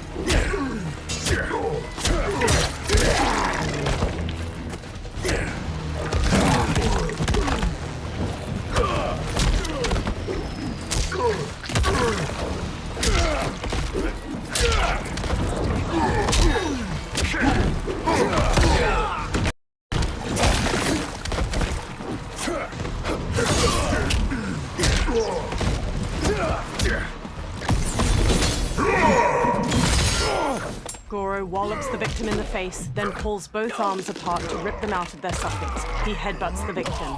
General Shao's axe bashes the victim into the air. He leaps and slams the axe to cleave their ribs apart, then dives to stomp them.